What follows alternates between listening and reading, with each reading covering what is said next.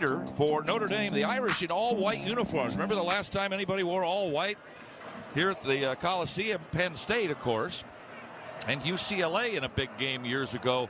That didn't serve them very well.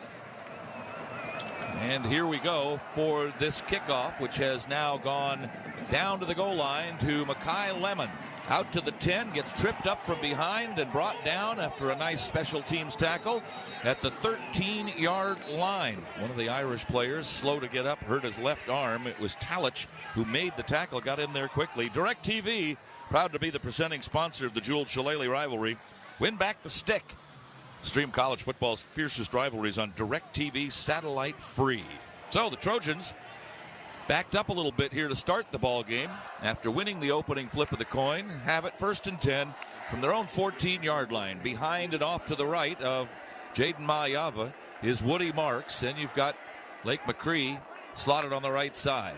Handoff goes to Marks. He's hit at the line, drags a couple of Irish players forward to about the 16, a gain of 2. The Irish fly around quickly. They are a very good defensive team. Gain of 2, 2nd down and 8. Trojans back to the line quickly. SC averaging 144 on the ground, 286 through the air, but the Irish only giving up 140 through the air. One of the best teams in the country. They are that. They're 5th in the country. They're 10-1. Only loss, a hiccup against Northern Illinois. Empty backfield for Jaden Mayava. Drops 3 extra steps, fires it over to the right side. That's complete, and out of bounds goes Makai Lemon across the 24 to the 25. That's enough for a USC first down, 1st and 10 at the 25-yard line. Yeah, I think that's where the Trojans can eat out there. Pete is on that outside. Makai Lemon with a nice little out route right there. Gets the Notre Dame defender turned around. Got some speed on the outside. These Trojans got to take advantage on the outside. I'd like to see less over the middle. That's where the Notre Dame's defense is very dangerous. High cloud cover has come in of late, and the lights have been turned on here. They haven't taken any kind of effect at all. It's an 80-degree day. The clouds will keep it a little bit cooler, perhaps. Fake to Marks. Throw this way comes to Lemon. He won't get back to the line of scrimmage as the Irish swarm him there back at the 23. A loss of 2 on the sideways pass for USC. 2nd down and 12. Just the start of the ball game. Glad to have you along on this Thanksgiving weekend. Hope everything's going well for you. Yeah, try to attack outside with Makai Lemon again, and Kyron Hudson missed his block right there. You got 2 Notre Dame defenders. Got to take one if you're Kyron Hudson. Doesn't get any right there, and both defenders free to Makai Lemon. Hudson and Lemon this way, along with McCree, slotted behind Elijah Page. Over to the far side, Kyle Ford. McCree goes in motion on 2nd and 8. They give misdirection to Marks. An Irish player miss. Keeps his head down. Keeps bulling forward across the 30, 35, and out to the 37-yard line. Picks up 13 yards, and that's another USC first down. Driven by your Southern California Hyundai dealers. With a brand new Hyundai, there's joy in every journey. Great run right there by Woody Marks. Second time he's made a Dunn Schuler, the safety, miss right there. Just the second run of the game, and both times Woody Marks is shaking up number 8 already. Just one-on-one tackles right there. Woody Marks getting the best of him. Schuler, a redshirt freshman starter for the Irish. 1st and 10 SC, started back at their own 14. They're out at their own 37-yard line. Snap back to Mayava, the give to Marks, and he gets wrapped up at the line of scrimmage and pushed back at the line of scrimmage for a 2nd and 10. Well, the first down plays haven't been doing too much, but the rest of them have been okay. Yeah, good play right there, Joshua Burnham. That's where Jaden Mayava's got to read that play. If Burnham's crashing down on that run, he's able to pull that ball out and use his legs right there. You need 14 with his legs today. It could be definitely an advantage for the Trojans. 2nd and 10 at the 37. 3 receivers out to the outside, including Walker Lyons from the inside out. Then McCree, another tight end, and Marks way over there. Zachariah Branch and Deuce Robinson to the near side. Mayava takes the snap. The rush is on. He unloads to Branch coming across at the 40. He's at the 50. Angles across to the Irish 40. And then tackled forward to the Irish 37-yard line. The Trojans flipping the field on this first drive. Little slant to Zachariah Branch, and the Trojans are on the move. Yeah, great play call. Lincoln Riley right there. Zachariah just dragging across the middle. A lot of pressure from Notre Dame right there. So they got a lot of bodies coming to Jaden. He dumps it off to Zachariah. Zachariah's got a ton of room. Unfortunately, not able to beat Xavier Roth right there as he kind of runs right into zero right there. He had a lot of space to make a move. Out goes Branch. In comes Ford. He splits to the left side as the flanker. You've got Deuce Robinson this way. McCree lined up on the right side, then switches over to this near side. Tight end Lyons stays in, so a double tight end situation with McCree in the backfield officially as a fullback. And on 1st and 10 at the 37, it's Woody Marks who almost gets his head taken off and then manages to get a yard to the 36-yard line. Again, another first down play that gets nothing, but it's been the seconds and thirds that have been good for the Trojans so far. Yeah, they're trying to set up that next play. The next layer of is Jaden's got to pull that one, and he's got to throw it and pull it and run. So they're waiting for Jaden to, he's just reading that end there. The end's crashing down. He's got to be able to pull it and believe in his legs right there and make a play with his legs. 2nd and 9 at the Irish 36. Trojans in the home Cardinal and gold, moving from right to left, from the torch end to the closed end, the tunnel end of the Coliseum here in the first quarter. Mayava with a rush coming, unloads it, and it's knocked away nicely from Zachariah Branch. Good defensive play there by Christian Gray, cornerback from St. Louis Jesuit High. And so the Trojans in arrears here for the first time on this drive have a 3rd and long, a 3rd and 9. One of the keys to the game for me, keep out of those 3rd and long situations. Yeah, good job by Christian Gray breaking on that little slant. Zachariah's got to sell that a little harder right there. Jaden Mayava's counting on him to win that one-on-one. He's unable to do it right there. Gets a little pressure in his face, but that ball's on time. He's got to win that one-on-one on the edge. Irish in all white. Black numbers, black block Notre Dame on the sleeve, and the gold shiny helmets. Motion this way, handoff on 3rd and 9 to Marks, and he'll get inside the 30 to the 29, bringing up a 4th and 2, and a very interesting call coming up for the Trojans here, yes? 4th and 2. Yeah, looks like they're going for it. Here comes Kyron Hudson. Here comes Jacoby Lane. Out go Robinson and Ford. 4th and 2. Trojans decent on 4th downs, 8 for 14. Irish opponents have tried a lot this year, 12 for 32. 4th and 2, need to get to the 27 on their first drive of the game. Mayava waiting, claps his hands, drops to pass, fires it. Zachariah Branch will not get there. 29, maybe the 28-yard line. He needed more than that, and the Irish will take over on downs. A sideways pass, and it was well read, and the Trojans give it up. Just took too long to develop right there. Notre Dame's defense able to get there. Just broke Zachariah out.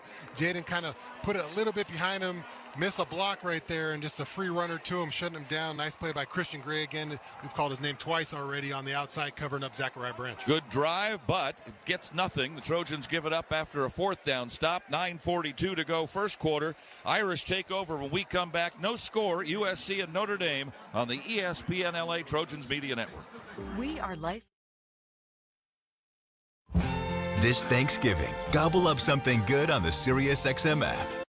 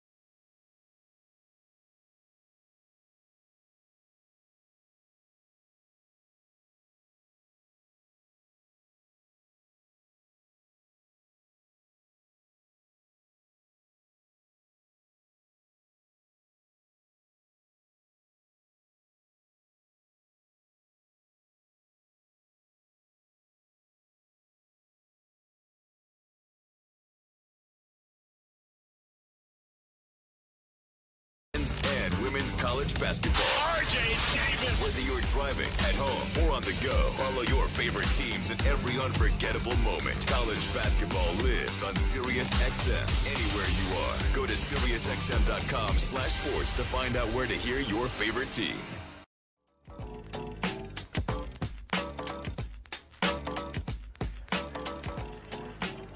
No score, SC and Notre Dame, just under 10 to play in the first quarter. Trojans move the ball from their own 14 to the Irish 37, but on 4th and 2 are turned away on a complete pass, but only for a yard. And so now Notre Dame will have their first chance with the football against a USC defense that sends out Akili Arnold and Kamari Ramsey at the safety spots. Mason Cobb and Easton Mascarenas Arnold linebackers. We've got Cameron Fountain and Sam Green as the defensive ends. Up front, Gavin Meyer and Nate Clifton. Jalen Smith, the cornerback on the near side. Greedy Vance, the nickel back. And on the far side, number 14, Jacoby Covington. For the Fighting Irish at Notre Dame, a great running and passing quarterback. Better at running than passing, but not bad at passing. Riley Leonard, the transfer from Duke, 65% with 14 touchdowns and 4 interceptions, almost 2,000 yards. But 32 career rushing touchdowns, number 1 active in college football. He's in an empty backfield to start the game. Now, Jeremiah Love, who's an outstanding running back, will come and join him in the backfield and run straight up the middle. And this is Notre Dame's fort for sure, as he will drag the pile all the way out from the 37 to the 47-yard line, and it's a first down for Notre Dame on the first play. Jeremiah Love, 6 foot 210, sophomore, 850 yards and 14 touchdowns. He's averaging 7 yards a carry, and pretty much everybody else that comes in to take over for him at any given time averaging about that as well per particular run.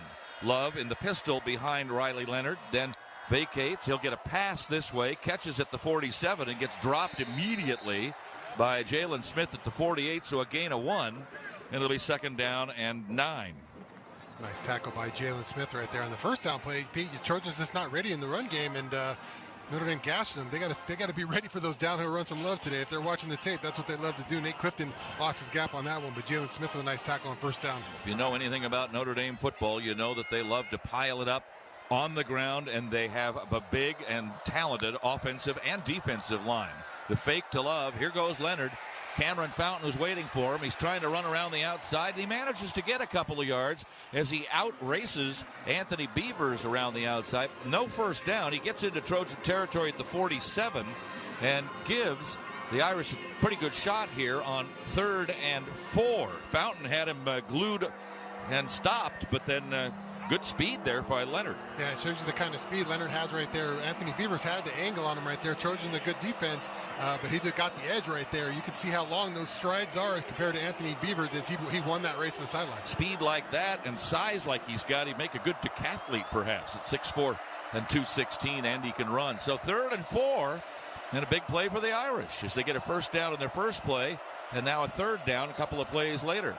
Motion this way. Leonard looks this way. The throw is complete, and a first down to the Trojan 41 as Jalen Smith will make the tackle on Chris Mitchell, who makes his 17th catch of the year. Jaden Harrison, Jordan Faisam, Bo Collins, kid from St. John Bosco, their leading receiver with 34 catches, and Jaden Greathouse are their leading receivers on the year. Just a little cross play, a little pick play on that side, getting in front of Jaden Smith, the other wide receiver, and just enough to get that first down. 1st and 10 at the Trojan 41. Zip-zap motion for Mitch Evans, the tight end. The throw comes underneath and tackled from behind as he's running forward to the Trojan 34-yard line. Number 1, Greathouse, just mentioned him, gets a nice block from that tight end.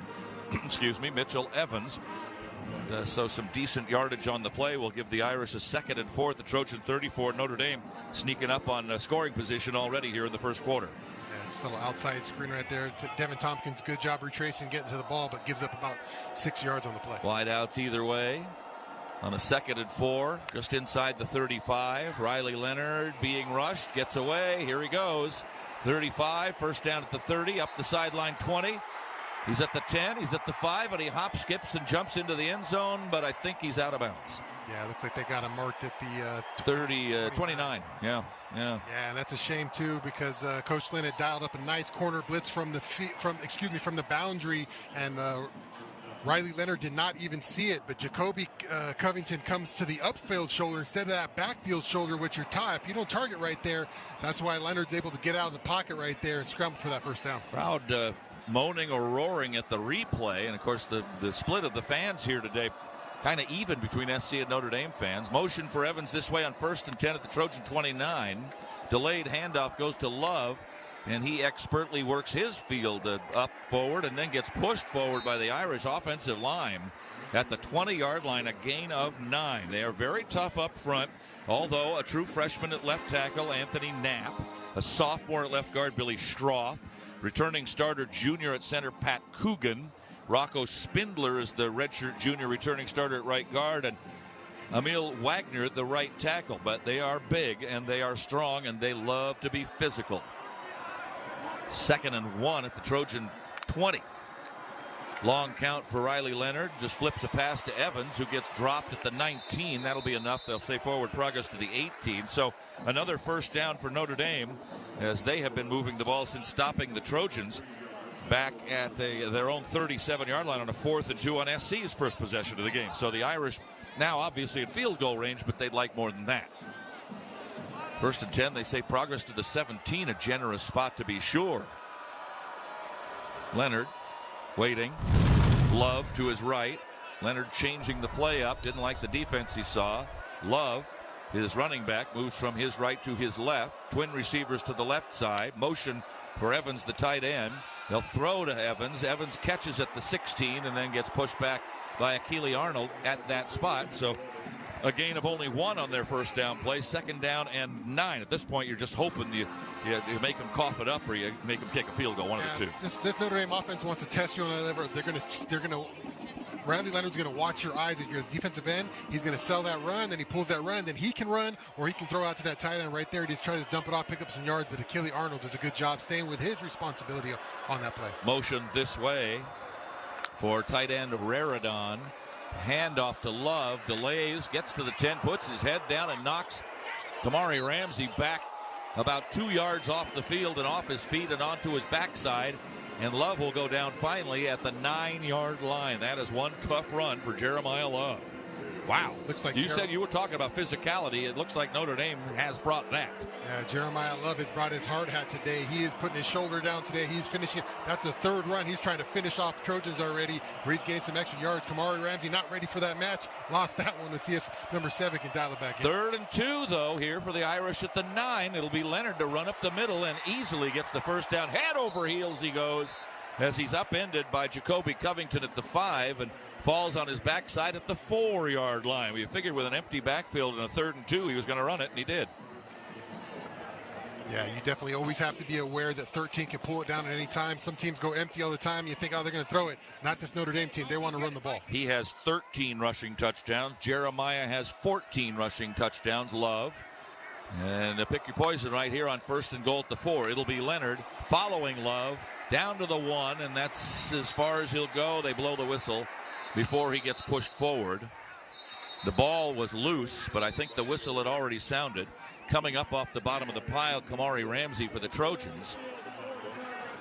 The ruling on the field is that forward progress was stopped, and so it'll be 2nd and goal for the Irish at the Trojan 1-yard line. And they're going to load up with some tight ends here, and I wouldn't be surprised if that's a couple runs coming at you here, Pete. Oh, and the Trojan fans unhappy. You can hear them as they think that was a fumble, but they're not going to allow that. The handoff to Love, right side, and in. Touchdown, Notre Dame. So the Irish on their first possession score, and I remind you again, they have outscored their opponents and badly in every single quarter. The score in the first quarters are 94-37, and the Irish turned the Trojans away on a 4th and 2. They were never turned away, never really in any serious trouble. Had a couple of 3rd downs, but they were 3rd and 4, 3rd and 2. And it's Jeremiah Love to get his 15th rushing touchdown, a 13-play, 92-yard drive. Make it a 72-yard drive. As the extra point here for Jeter, who has made all 38 of his this season. Snap back. Covington almost got in there to get a piece of that, but he did not, and the kick is up, and the kick is good. Timeout of the field, 2:28 remaining, first quarter. The Irish strike first, Notre Dame 7, USC nothing, and this is the ESPN LA Trojan Media Network. It's time to recharge.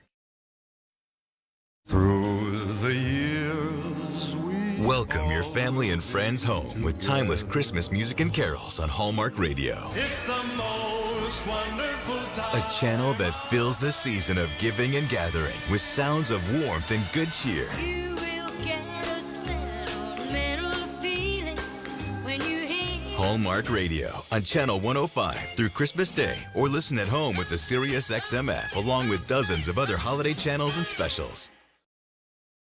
Is there any trip more delightfully unpredictable than a road trip? After all, who knows where the road will take you? Who knows where you'll stay? Will it be that no-name hotel that says no to every request? No, you'll have to find the elevators yourself. Or maybe the one with the extra stale Danish for breakfast.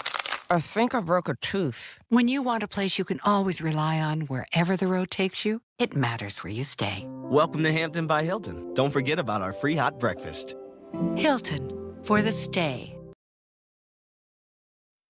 The fantasy football playoffs are coming. And if you want to win, you need to listen to Fantasy Sports Radio. You should be watching who the other teams are cutting this week. There's going to be some good players. We're here to help you overcome bye weeks, poor performance, and injuries. You've got to have the depth. You cannot sleep on your weakest link. You need our team of fantasy football experts now more than ever. Some tips for late season waiver advice. Make sure you have some money for those final playoff games. Fantasy Sports Radio, Channel 87, and on the Sirius XM app.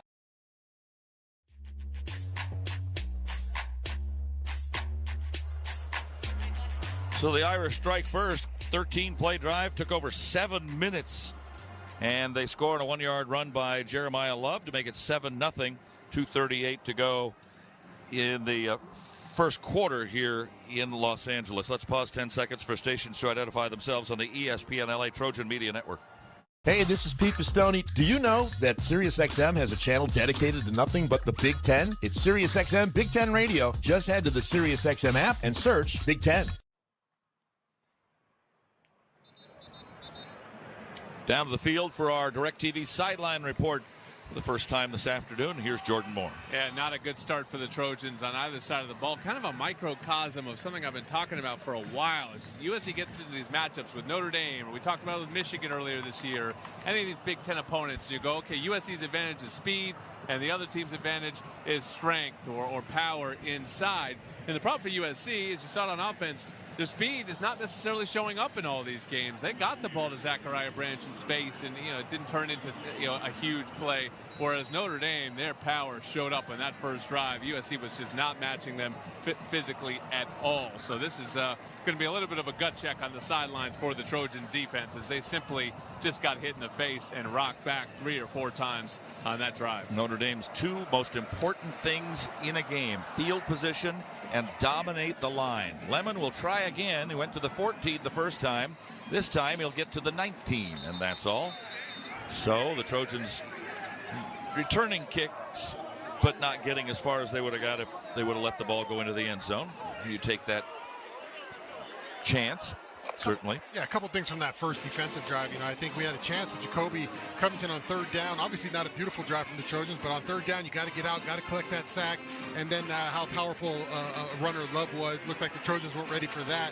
But also the way they used Riley Leonard, man. I'd like to see Jada Mayava get it going here. I thought he had a couple opportunities in that first drive to use his legs. Decided to give it to Woody Marks. Got to present another element to this defense if the Trojans want to move the ball on offense. You want this to be 7-7 and not 7-3, because 7-3 turns into maybe 14-3, and then you got a problem. So Trojans need 80 here, and here's Woody Marks to start him off, and he gets 9, almost 10, to the 29.5-yard line. They actually gave Makai Lemon forward progress to the 20-yard line, and Woody Marks is down on his back and shaken up in some fashion. They're going to take a break, and I think we will as well while they look at Woody. That would be a bad loss for SC. We'll take a timeout. 2:11 to go in the first quarter. 7-0 Notre Dame. Back after these messages on the ESPN LA Trojan Media Network. When you're hiring, ZipRecruiter's technology makes finding qualified candidates for your job easy. What if the rest of the world was as easy as ZipRecruiter? Math problems wouldn't be so problematic. K equals 42. And summiting Everest would be a walk in the park. In the meantime, if you want to make your hiring easier, use ZipRecruiter. And right now, you can try it for free at ZipRecruiter.com/LA. ZipRecruiter.com/LA. When you've got good beer and good vibes, it's all Buena. Introducing Stone Buenaveza Salt and Lime Lager. Brewed with real lime and a touch of sea salt, this insanely refreshing Baja-inspired lager is perfect for celebrating the good life with good people. Imported from San Diego to wherever you are, in 6-packs, 12-packs, and on draft. Find Buenaveza near you using the beer finder at find.stonebrewing.com and show how you live Buena on Instagram at Live Buena. With next-level tech and safety features, Hyundai cars and SUVs give you the confidence to boldly journey wherever life takes you. Advantages include our available class-exclusive digital key and available remote smart parking assist. And because we want the road ahead to be as worry-free as possible, you'll also get complimentary maintenance for 3 years or 36,000 miles and 10 years of America's best warranty. In a brand new Hyundai, there's joy in every journey. Visit HyundaiUSA.com or see your SoCal Hyundai dealer today.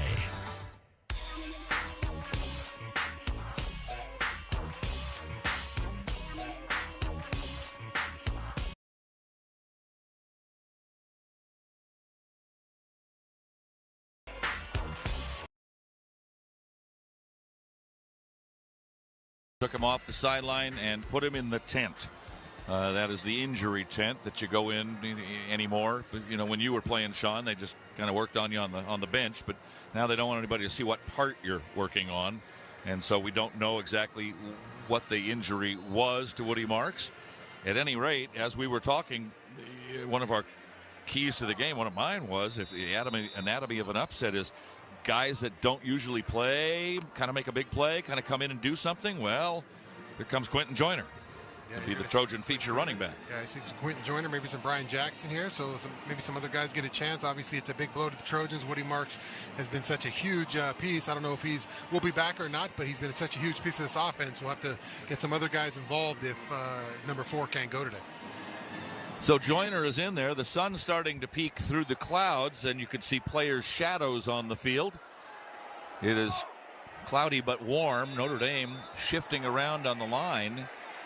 And as they shift, the Trojans. False start. Offense, number 85. See that and move too quickly. Second down. Out of their stance when they came to the set position. And so move it back. The 9-yard gain becomes really a 4-yard gain. Walker Lyons, the guilty party there. Yeah, they've called it about 6 times different this year. If you shift, is it on you or the defense for yelling shift? So it's just a hard penalty to enforce when you don't know who's in trouble with that. Second down and about 6 for SC. Long toss to Quentin Joyner. Joyner trying to get outside. It does to the 30, up the sideline, 35 and out of bounds. Near the 36, maybe the 37-yard line. And that's a USC first down. Huh. Yeah, a little quick toss right there to Quentin Joyner, just getting him outside fast, using his speed and with a great stiff arm to keep the defender off him so he could pick up that first down and get past that pylon. Joyner still holding on to the football. None of the refs seem to want it. There's a new ball in play, and he finally just heaves it out of bounds. So Joyner will line up to the right side of Mayava. Joyner comes into the game with 400 yards in 50 carries. This time Mayava will throw on first down. Underneath, incomplete. Threw it a little bit low, and that's a good thing because he was looking for Zachariah Branch.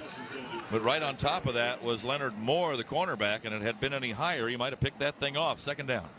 Yeah, Jaden Mayava, he just kind of locked in right there to Zachariah Branch, waiting for him to run his route. He had plenty of time in that pocket right there. Trojan offensive line doing a good job. I'd like for him to maybe go to the second option here and see who's open because pretty much Zachariah was pretty covered up on that play.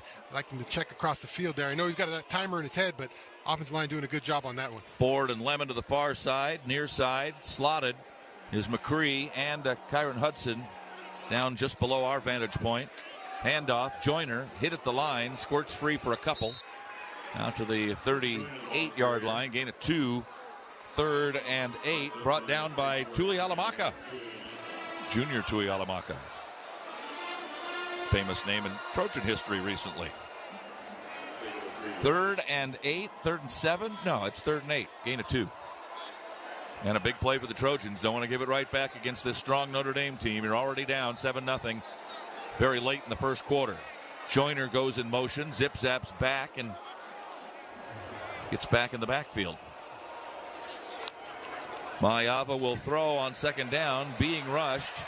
Rolls right, throws on the run, and it is not complete. Looking for Jacoby Lane at the Irish 35, and he couldn't hang on. It's 4th down, and the Trojans will bring out Ray Guy finalist Eddie Czaplicki, the captain for today's game, to kick this thing out. He was such a great weapon last week against UCLA, and it'll be up to the Trojan defense to figure out how to get a stop against this Notre Dame rushing attack.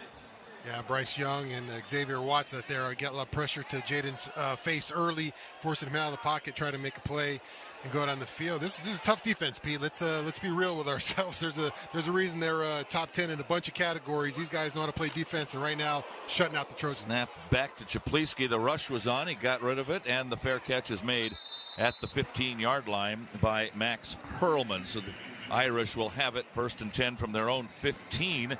Top 25 college football playoff report brought to you by Modelo, the fighting spirit of the USC Trojans. The final playoff pairings and all that will be in a couple of weeks. The penultimate rankings will come out this coming weekend and Monday.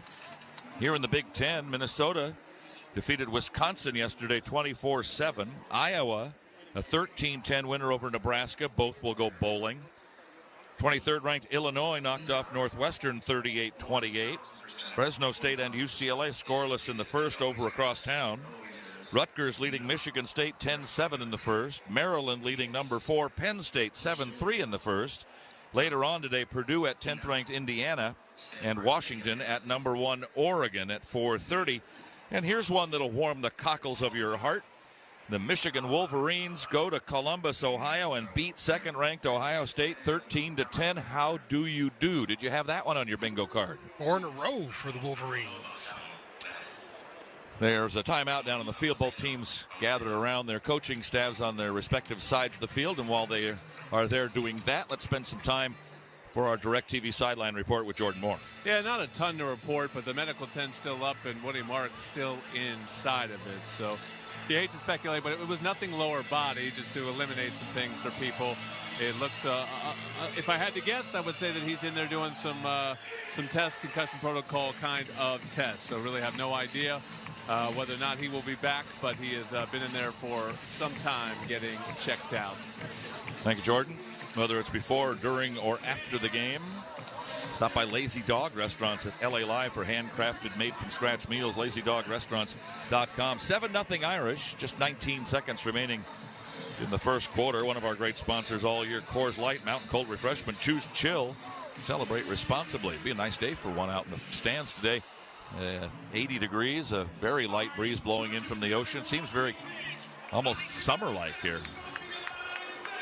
Beautiful day. I know all these Notre Dame fans who have made the trek from South Bend, Indiana, are really loving this weather. It's not like this all the time. Go home.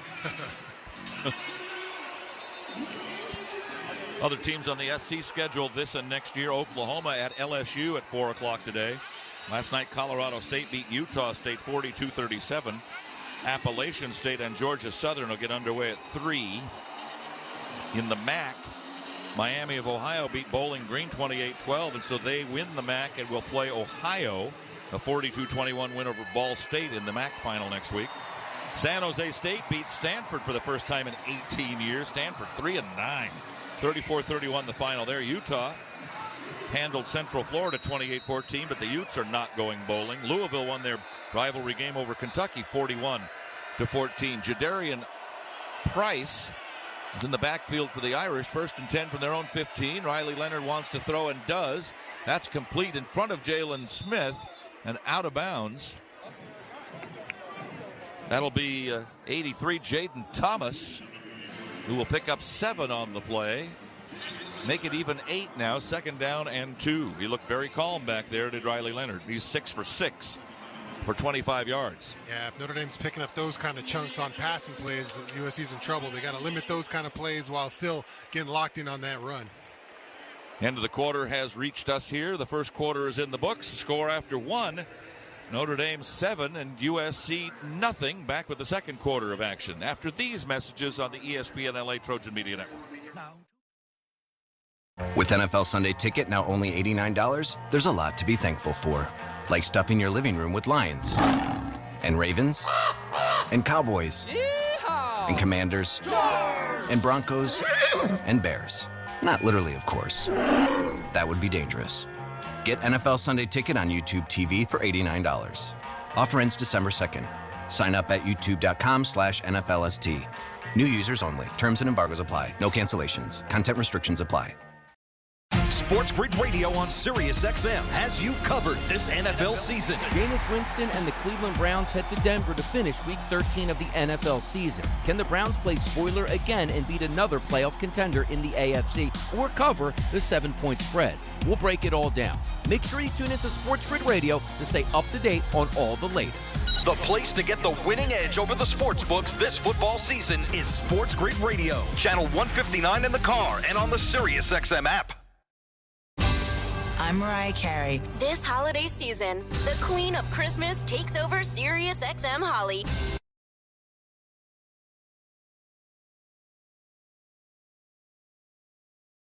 Holiday music and stories. My gift.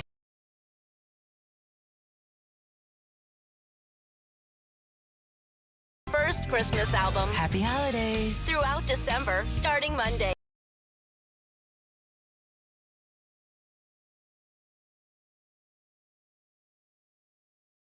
Yep, earn up to $5 in rewards at sign up. Uh-huh, and 5 cents on every gallon. Sounds pretty sensible, if you ask me. Oh, all this savings talk making you hungry? There you go. Learn how to earn at arcorewards.com. By entering your phone number, you're agreeing to receive recurring automated informational and marketing SMS, MMS messages from Marathon. Consent not required for purchase. Message and data rates may apply.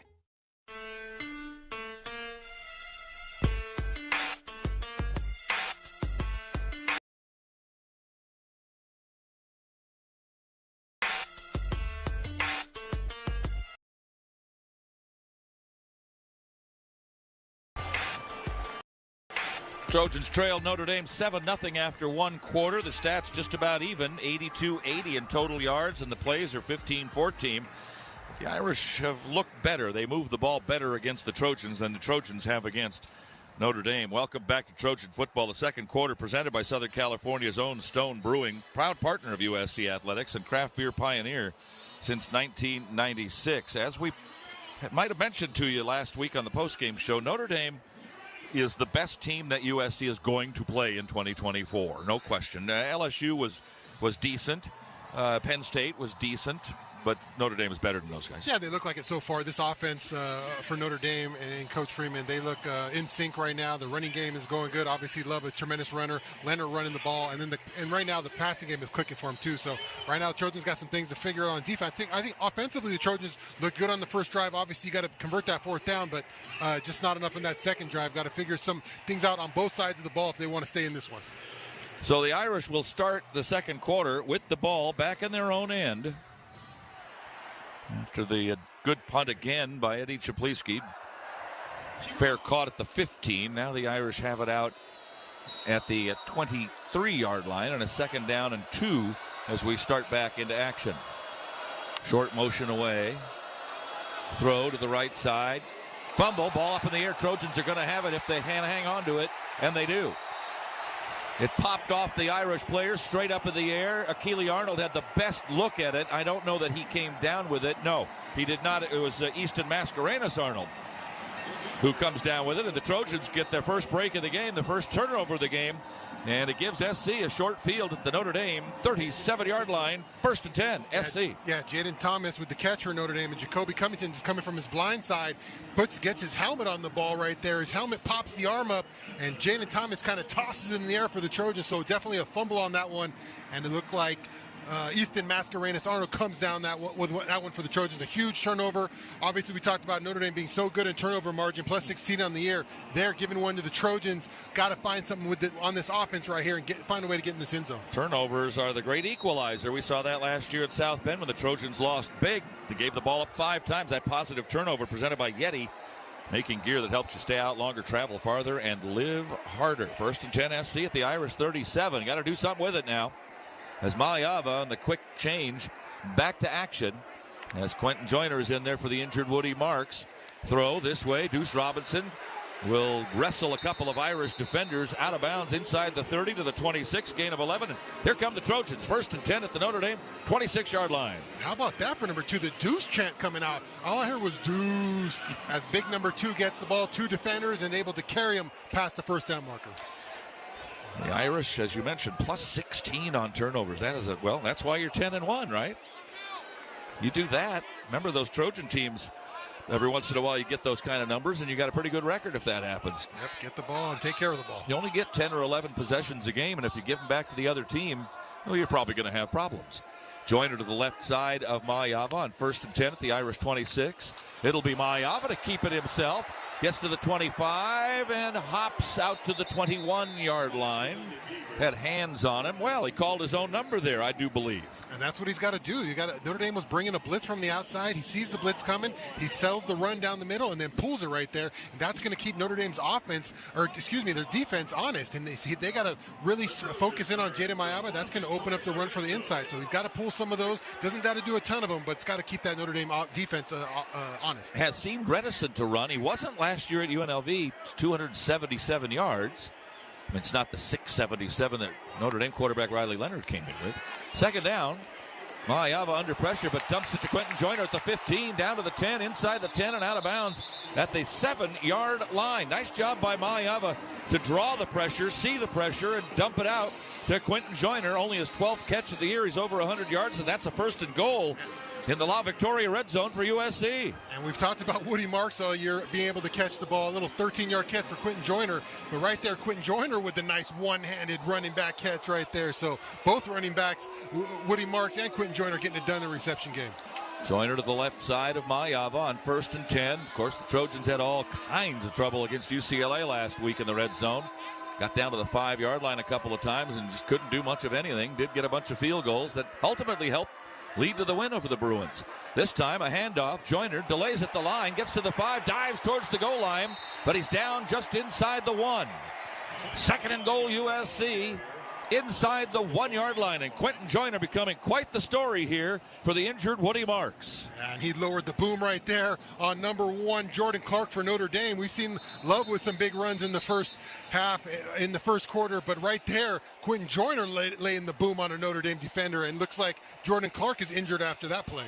Clark, the nickelback rover combination, 2-year starter at Arizona State, attended the campus in Tempe with Eddie Czaplisky, a graduate from there, 5th-year senior, and he's working on 1 or 2 of his arms. Both of them look pretty bad. Stinger, it looked like to me. And down on the field, Jordan has something for us on our DirecTV sideline report. He might have gotten in. I just don't know if you're at the 1-foot line whether it's worth a challenge, because you don't want to necessarily take the risk of losing it. But you watch that replay, it looks like he extended the ball over the goal line. You think he's short, Sean? Yeah, he's probably he spotted at the right spot. Yeah, looked like his right shin was down a little before. Well, I would say don't get cute here. Let's see if he can't just push 14 into the end zone. Learned a lesson from a week ago, maybe? 7-0 Notre Dame. 12:34 to go. Second quarter here at the Coliseum in Los Angeles. Pete Arbogast with Sean Cody and Jordan Moore. Under center goes Mayava with Quentin Joyner behind him. And Mayava will get pushed from behind. And he's wrapped up short of the goal line, I believe. And even if you take a look at a replay here, I don't think you can see with the bodies flying all over the place that he did or did not get in. Oh, they say touchdown USC. All right, so call on the field is touchdown. Now I don't know if you can turn it over the other way either. Yeah, I think right there he gets over the line eventually. Initially he was kind of held up, kind of stood too tall in that pocket there. You'd like to see him get a better lean there, but that second surge, I think they didn't blow any whistle, so I think they're going to give him that second surge, and that's when he got the ball across the line there. Ruling on the field was a touchdown. The play's under further review. Yeah, it's one of those where I just don't think you can tell either way. If they called it the other way, you probably couldn't tell. You probably can't tell this way. Yeah, I didn't hear the whistle blow, so I think they gave him that opportunity for that second surge. Now, if they listen to the whistle, maybe on the replay, I don't know if that changes the story, but right there, it wasn't the first initial push. He didn't look like he got it. That second surge is looking like where Mayava went across that line. Yeah, I don't think you can overturn. I think it's going to stay a touchdown. Other scores for you in the top 25. If you saw this, you're still recovering. My brother, the Bruin, had Georgia on a parlay, and they won, of course. 7th-ranked Georgia beat Georgia Tech 44-42 in 8 overtime. So they're still recovering. He's still being revived at Kaiser. Oh, here's a line straight down the line. So you can't see Jaden. It's a bunch of backsides. There's a bunch of wallets. There's no way to tell. Yeah. Not from that view. They have a straight shot down the line. You just can't see where Jaden Mayava is. So they called it a touchdown. Might be tough, tricky to overturn that one, or it's going to be on the 1-inch line. 8th-ranked Tennessee beats Vanderbilt 36-23 in their rivalry game. 11th-ranked Boise State over Oregon State 34-18. Oregon State cannot go bowling. Boise State goes to the Mountain West final. 15th-ranked South Carolina beats number 12 Clemson on the road today. And 14th-ranked Ole Miss yesterday wins the Egg Bowl over Mississippi State 26-14. Let's check in with Jordan on the field. Yeah, I actually don't think he got in, although I agree with you guys. It's probably too hard to overturn, although I said the same thing in Minnesota. Remember, they overturned that one and it cost USC a ball game. But this is where I would like to see them put a chip in the football. All of soccer has figured this out long ago. You could tell whether or not the ball crossed the line. You could draw imaginary lines. There's technology to solve this problem, and right now they are just entirely going to eyeball this thing. Yeah. We got lots of looks at it here. Now the ref takes review, the ruling on the field stands is called touchdown. You can't change it. There's just nothing to change it. Also, part of that review was Riley Mills punching Emmanuel Pregnon on the floor too. They just showed that on the TV broadcast, so I don't know if they boys. Yeah, he definitely threw a haymaker right there. Memphis beat Tulane, ranked 17th, 34-24. Tulane and Army will still meet in their conference final next week. 25th ranked Colorado shut out Oklahoma State by 52. Extra point to try to tie the game up.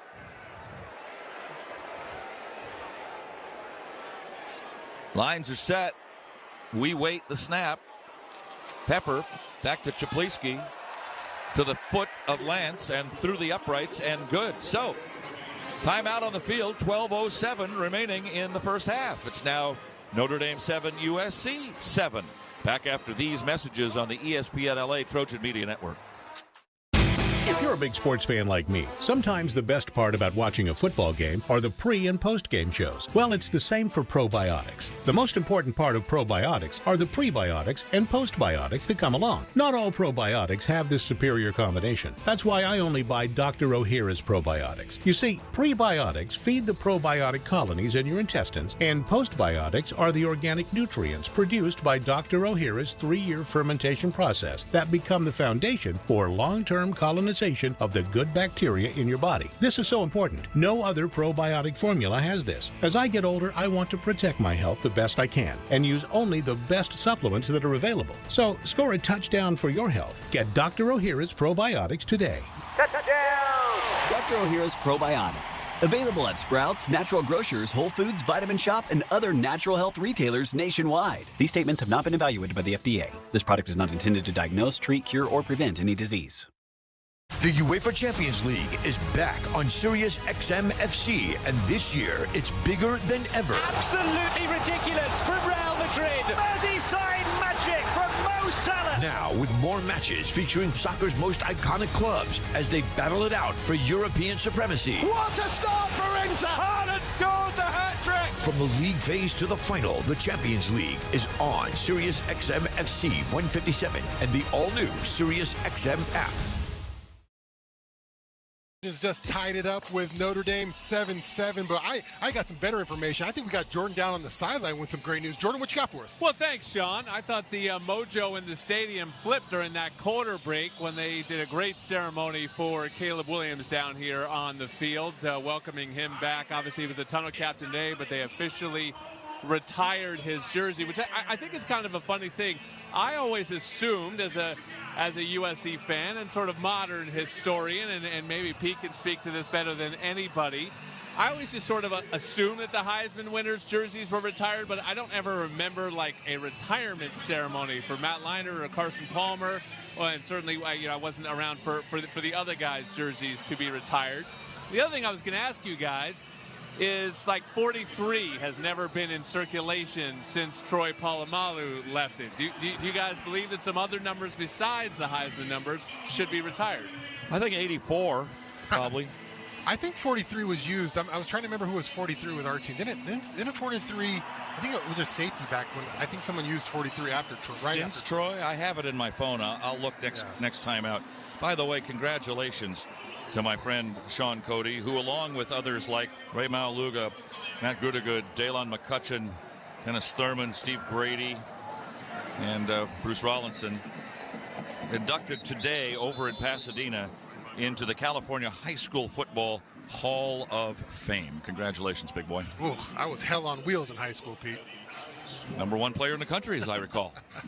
Yeah, man, just beating up in kids in the San Gabriel Valley there, right there, taking them to town, old Los Altos High School, Bert. I keep a sports clipping scrapbook, and I believe I have the USA Today page with you as the number one player in high school football, player of the year. I have it in my bedroom. I wake up every morning and I light a little candle underneath it. Pretty nice.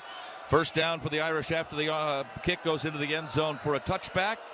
7-7 tie, early second quarter, and Riley Leonard and company back at a brand new ball game with Price right next to him, and Price gets the call, waddles into trouble, and gets dropped by Jamil Muhammad and Braylon Shelby, with Easton Mascarenas Arnold waiting for him as well. You might recall Price. He's the guy that returned that kickoff last year, 99 yards to blow the game open. Trojans had gotten back to within 31-20.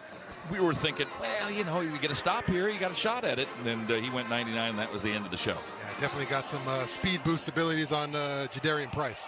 Empty backfield for Riley Leonard. Claps his hands a couple of times, runs right up the middle, but they're waiting for him, and he won't get away this time. As Desmond Stevens, or check that, Devin Tompkins will bring him down after a gain of 1 at the 26, and now 3rd and 9 for Notre Dame. Not a great third down team, 39%, and the Trojans are very, very good defensively, as you know.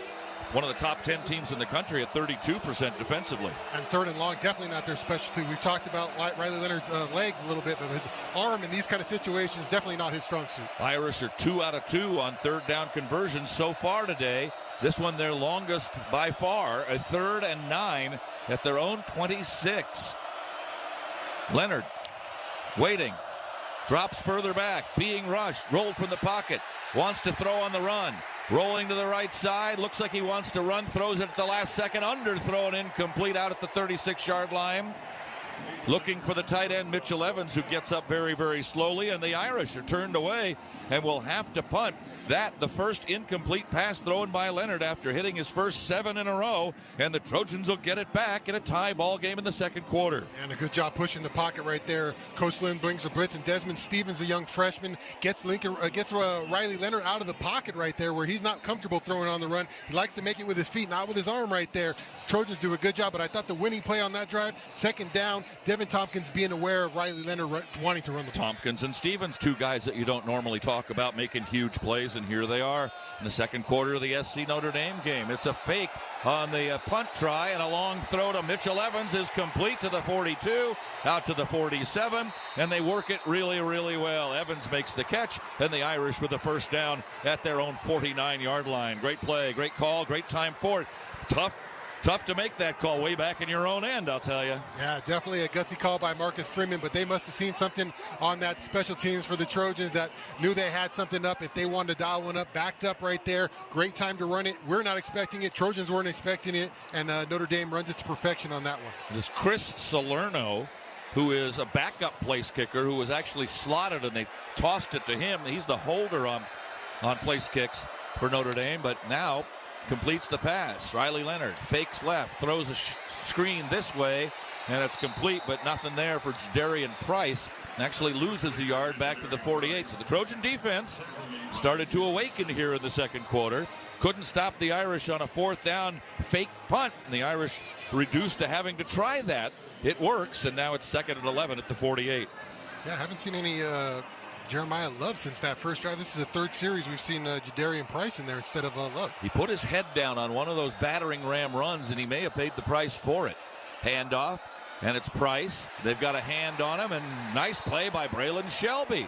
No gain on the play, and it'll be 3rd and 11. One thing I'm pretty sure of, if they don't get the first down here, they're not going to try a second fake punt in a row. Yeah, you don't typically run 2 in a row, but good job by Braylon Shelby on the edge right there, just doing his job. Sometimes you want to poke your head inside, go inside for the run. Price tries to bounce it outside, and Braylon Shelby says, "No, buddy, I got it outside here. I'm taking it down." Oh, listen, all of a sudden the Trojan fans saying, "Oh, it's Notre Dame SC. We're going to stand up and make some noise," and they do. Listen to them here. 3rd and 11. Leonard has the ball, throws it right. It is complete. Jalen Smith with a good tackle, short of a first down by 1.5 yards at the SC 42-yard line, and the Irish look like they're going to go for it here. On fourth down, they will. So their second straight play. This first time they've had a fake punt. This time they're going to go straight for it. The Irish on fourth downs are very, very good. 16 out of 22. Yeah, good coverage there by Jalen Smith, but Mitchell Evans just out-physical them right there, able to get the ball. Jeremiah Love in the backfield here, so I'm sure Notre Dame dialing up some kind of run with Forrest. We've seen him be a really physical back this afternoon. Trojans with a big fourth down stop of UCLA last week to help win the ball game. Can they get one here in the second quarter against Notre Dame in a 7-all tie? Riley Leonard rolling right, dumps, it's complete. First down inside the 40 to the 36, and almost getting away is Jordan Faison to the 34-yard line. Finally pulled down, but boy, one more step. He might have gone all the way. A little dump-off pass and a first down for the Irish at the 34. Living dangerously here in the second quarter. Just got to be a little bit more aware for Jalen Smith. Jalen Smith, a terrific corner. He's done a great job all year. But right there, just got to watch that stick. You know that Notre Dame's just trying to pick up the first down right there. Gives him too much space, and he's able to pick that one up. First and 10, Notre Dame on the move now at the 34. How's their field goal kicker? He's got a long of 48 yards. Right now it'd be about a 51-yarder. Handoff. And getting away, that's Love, 30, 25, 20, and pushed out of bounds by Kamari Ramsey inside the 20 at the 15-yard line. So Love back in there for the first time in a while. And the Irish on the move here, trying to reclaim the lead at the Coliseum halfway through the second quarter of a 7-all tie. Yeah, Trojans do a good job of cramming it up inside, but right there, Love sets it up inside and then is able to bounce. We talked about in the pregame, a terrific bounce-out runner right there, and Love gets the ball, bounces outside. No Trojans home right there. Easy first down. The way they've been running the ball, I don't know that I'd throw it all that often if I was Notre Dame. Their offensive coordinator is Mike Denbrock in his 11th year and his third stint at Notre Dame. He was at LSU last year. Riley Leonard clapping his hands together, gets the ball, throws right. That is bobbled, but dropped at the last moment at the 10-yard line, looking for Bo Collins. Collins grew up a big SC fan in those great years when you were playing. And the Pete Carroll years, he went to St. John Bosco, went to Clemson, and now ends up here at Notre Dame for his final year of college football. Yeah, just trying to run a little pick play on the outside right there. Trojans do a good job of staying home. Collins can't pull that one in. Now sets up 2nd and 10. Trojans need a big play defensively. Over to the right side, Greathouse with Greedy Vance on him, giving him quite the pad on 2nd and 10 from the 15-yard line. Love lined up on the right side and moves to the left, and the tight end, Cooper Flanagan, lined up on the left side, moves over to the right. Running that way and into the line and dragged down from behind by Cameron Fountain is Jeremiah Love, a short gain of 3 yards to the 12, and it's 3rd down. What you want to do is keep them back here and make them kick the field goal, not give them a chance to go for it on 4th. They had a fake punt on a 4th. They went for it on 4th and got it. And now they've got a 3rd and fairly long, 3rd and 7 at the SC 12-yard line. 7-7 tie, just over 6 minutes to play in the first half. Irish will have the ball to start the second half. Riley Leonard, the quarterback, with Mitchell Evans strong on the right side. Quads on the right. Leonard waddles into the line, gets down to about the 8, where it'll be 4th and 3. Well, that might be a little too much to bite off for Notre Dame, and they're going to jog in some very large men, and the place-kicking holder, Salerno, who threw the pass that was complete on the fake punt, and bring in the place kicker, Mitch Jeter. Now, he's 6 for 11 this year, so we know what that's all about. He's missed from 36, made from 48. This, a 27-yarder straight up in the middle of the field to give the Irish a 3-point lead. Lines are set for this field goal try. The snap is down. The kick is up, but he missed it wide to the right. The Trojans have held. And what that's going to do, Sean, is start to give this crowd and this football team a little more interest in this ball game. They are going to start to believe in themselves. Yeah, the momentum, old momentum. We've been on the other end of it this year, Pete. On the other side of momentum, when the other stadium gets a rocking, Trojans have taken it. But right here, you can feel it building in here. It took a fake punt, it took a 4th down goal, and a missed field goal here. But the Trojans held up, and now it's still 7-7. Trojans with an opportunity here to take a lead as this crowd starts to get into the game. Things getting interestinger and interestinger. 5:13 to go in the first half. Timeout. SC 7, Notre Dame 7. Back after these messages on the ESPN LA Trojan Media Network. Tommy Trojan is at the 10, the 5, touchdown, USC. Make big plays on the field and in life. With iTrust Capital, you can buy and sell crypto 24/7 with the tax benefits of a retirement account. That's right, invest in crypto with the tax advantages of an IRA. iTrust Capital is easy to use and has no sign-up fees. Don't be a Monday morning quarterback. Make big plays now. Visit itrustcapital.com/USC to start investing today. The official cryptocurrency platform of the USC Trojans. Taxes and conditions may apply. Fees apply. Cryptocurrencies are a speculative investment. Jake from State Farm. I just beat my running PR, so I'm celebrating with the Banana Bonanza smoothie. Hey, and you can keep celebrating when you create an affordable price just for you by bundling your home and auto with the State Farm Personal Price Plan. Go bananas. I will. Hey, make it a large. Bundling, just another way to save with the Personal Price Plan. Like a good neighbor, State Farm is there. Prices are based on rating plans that vary by state. Coverage options are selected by the customer. Availability, amount of discounts and savings, and eligibility vary by state. USC Football and Children's Hospital Los Angeles continue to support the pediatric needs of our community. For over 120 years, CHLA has been at the forefront of providing exceptional medical care for children across California. Recognized by U.S. News and World Report as the #1 children's hospital in California, CHLA has consistently ranked among the top national hospitals and has been on the honor roll of best children's hospitals since its inception. Whether it's routine care or life-saving treatment, families trust CHLA for its world-class pediatric care. To learn more, visit chla.org today. Trojans turn a short field into a touchdown of a yard for Mayava to tie the game. The Irish go all the way down using a fake punt and a 4th and 1 to go for it and get down to the 12-yard line, but turned away as they miss a field goal, and we're still tied at 7 with 5:13 to go in the half. Ocean views, magical sunsets, a luxury resort like no other. Discover Terranea, located along the stunning Palos Verdes Peninsula in Southern California. Book your getaway to Terranea now at Terranea.com. Do have some good news for you, Sean, some good and some bad. In the Division II regional semifinals, 4th-seeded Slippery Rock defeated the #1 top seed Kutztown 25-24 and go to the regional final next week against California, Pennsylvania. The season lives. They got to win by 1. That's all that matters. First down, Trojans. After the missed field goal, they get it at the 20. And Joyner in there for the injured Woody Marks, who got shaken up earlier in this ball game, and he's done very well. The fake to Joyner, rushed from behind and sacked back at the 15-yard line is Mayava as he gets brought down by Gabe Rubio, his first sack of the season. The Irish, 29 sacks, now 30. They're plus 17 on the season in sacks. Yeah, just a good job of, by Notre Dame's defensive front there, getting home eventually. It looked like Jaden Mayava had some time. He was trying to hit it, set up the home run. Didn't like what he saw right there. Was just going to try to escape right there, and Rubio was able to knock him out in that pocket before he's able to get going. Not tremendously fleet of foot when he's trying to escape. We've seen it a couple of times in the last few weeks. First sack of the game for the Irish. Mayava looks left, then goes right. Finds Hudson, who drops the ball. Had it in his hands for a moment, came down, and as he was on his way down, had it knocked away from him. Would have been a gain out to about the 24, giving the Trojans a 3rd and 6. Instead, it's a 3rd and 15, and let's go down to Jordan on the field. Yeah, Woody Marks is out of the medical tent, but he is without his helmet, just watching the game. So the way these things go, I would guess that it is Quentin Joyner's game and that he is done. And now we see Jackson come in as the backup. So it's going to be a big chance here for the freshman running back. Mayava now 6 of 10 for 38 yards. 3rd and 15. Big ask here for Mayava. He's got Ford to this way and 2 receivers the other. Set up a screen, though, to Zachariah Branch. 20, 25. Ooh, he got popped at the 25-yard line and turned and spun around at that point. Nice hit there by Preston Zinter, the backup middle linebacker. It'll bring up 4th down, and the Trojans will have to punt it away.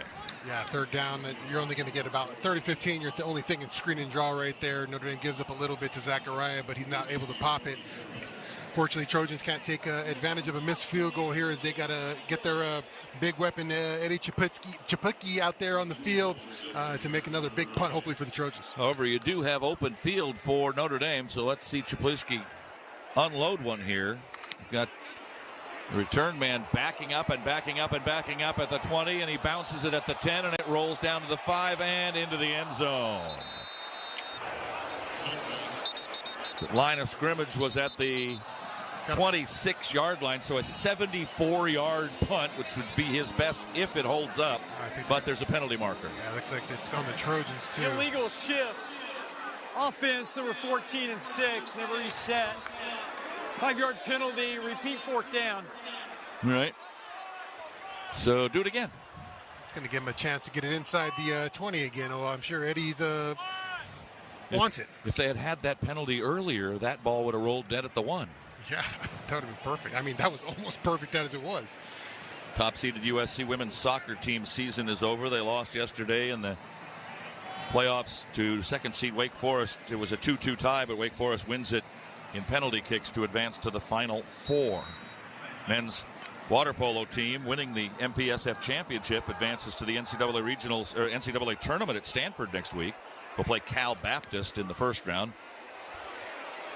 This kick will be fielded at the 29 and returnable for a couple of yards out to the 35. A nice 6-yard return. And that's where the Irish will start. A 52-yard. Oh, it was only 52 this time instead of 74. Yeah, but with much better field position, as they're going to get it on the 35 as opposed to the 20. So a 15-yard penalty there for the Trojans. Time out of the field. 3:26 remaining in the half. Irish have it now. They get it at the beginning of the second half. So the Trojans badly need a defensive stop once again here in a 7-7 tie. USC and Notre Dame back after these messages on the ESPN LA Trojan Media Network.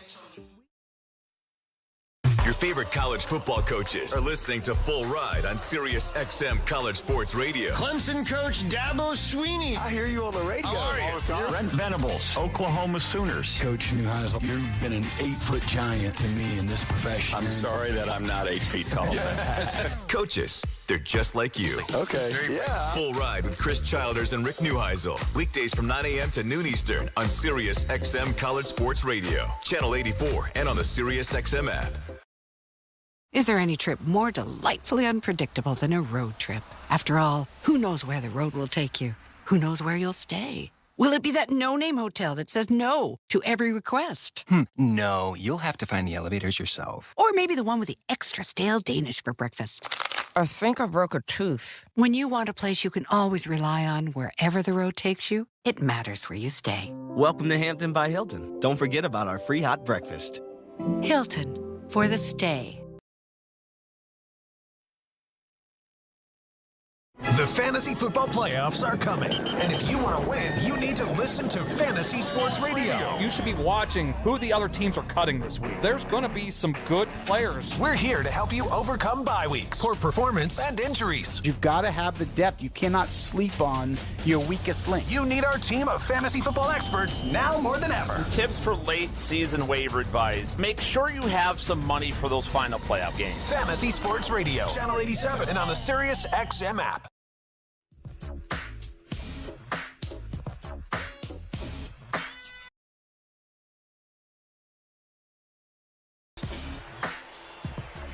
The Irish miss a field goal, but the Trojans can't do anything with it, have to punt it. And the Irish will start off from their own 35-yard line with just about 3.5 to go in the half and a 7-7 tie. This is a tough part of the ball game right here for the Trojans because Notre Dame will get the ball twice in a row unless something good happens from a USC perspective. They'll get it. Notre Dame will to start the second half. Let's go down to Jordan Moore on the field. Notre Dame comes into this game ranked number 5 in the college football playoff poll. But remember, they made a kind of a deal with the devil. They cannot move up to a top 4 spot and get a bye because they don't align with a conference. So they have the benefit of never having to play in a conference championship game. But even though Ohio State lost today, Notre Dame still cannot move into one of those bye spots. Hand off to Love, squirts off the right side and gets a couple. I think it's a terrible decision by the NCAA to not allow them to have a first-round bye. What if Notre Dame had the best team in the country right now, number 1 ranked team in the country? Now, I understand. I don't like Notre Dame any more than anybody else around here does. But that would be disingenuous of the NCAA not to give them the number 1 seed if they were the best team in the country and undefeated. If they hadn't lost to Northern Illinois, they'd probably be number 2 in the country right now, and they're going to get the number 5 seed? That just doesn't make any sense. Gain of 2, maybe 2.5. Second down and long for the Irish. Back in their own end, but not that far at the 37.5-yard line. Riley Leonard will pass again. He's 10 for 12. Now he's 11 for 13. It's complete. The backup tight end, Eli Raridon. They've gone to the tight end 7 times so far today. He'll get slung out of bounds after a gain to the 42, bringing up a 3rd and 3. Well, if you could stop him here, this would be a huge play for the Trojan defense if you could get it done. And remember, the Irish went for it on a fake punt last time they were down at this particular place. Last time they had the ball, and it worked great. 3rd and about 2. Raridon in motion. The play's going to go that way. It goes up the middle instead, and Love gets stumped at the 44, 4th and 1. If you're Notre Dame, you do not want to give the Trojans the ball here with 2 minutes remaining in the half, and that's where we stand as we're going to hit the 2-minute stoppage. Just a great job right there on the interior right there. Kobe Pepe, Easton Mascarenas, Arnold, everybody just getting in that huddle and stopping them on 4th and short. Obviously going to be a call by Coach Freeman here if they want to go for it or not, but Trojans doing a good job on 3rd and short to make it 4th down. Knowing that you've seen USC stop UCLA on a 4th down last week and how the defense is playing so far, I don't know if you want to take this chance if you're the Irish, do you? Well, you're able to pick them up on the first one, on the first 4th down on the Trojans there. So I'm sure Coach Freeman's feeling good about it. You got Leonard and Love back there. Not a ton of ways you got to go here. I think Coach Freeman's going to go for this one. All right, coming up at halftime, we've got our Southern California Audi Dealers halftime show.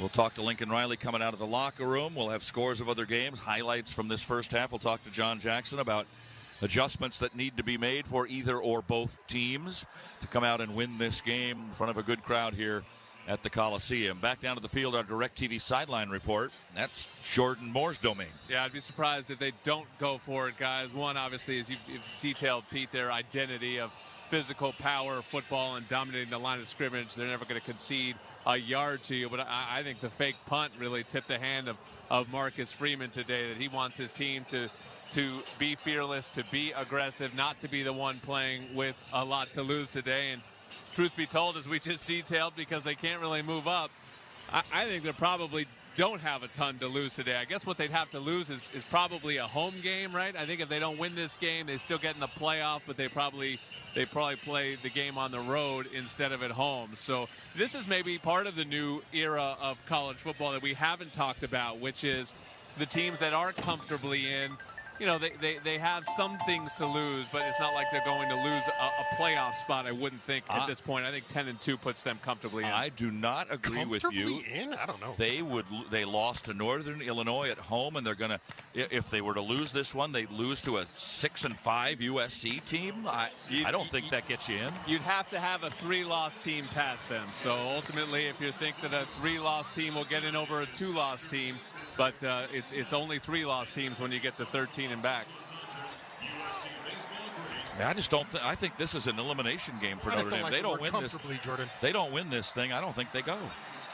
SC men's basketball will open the Big Ten season this Wednesday at Galen Center at 7:30 against the Oregon Ducks.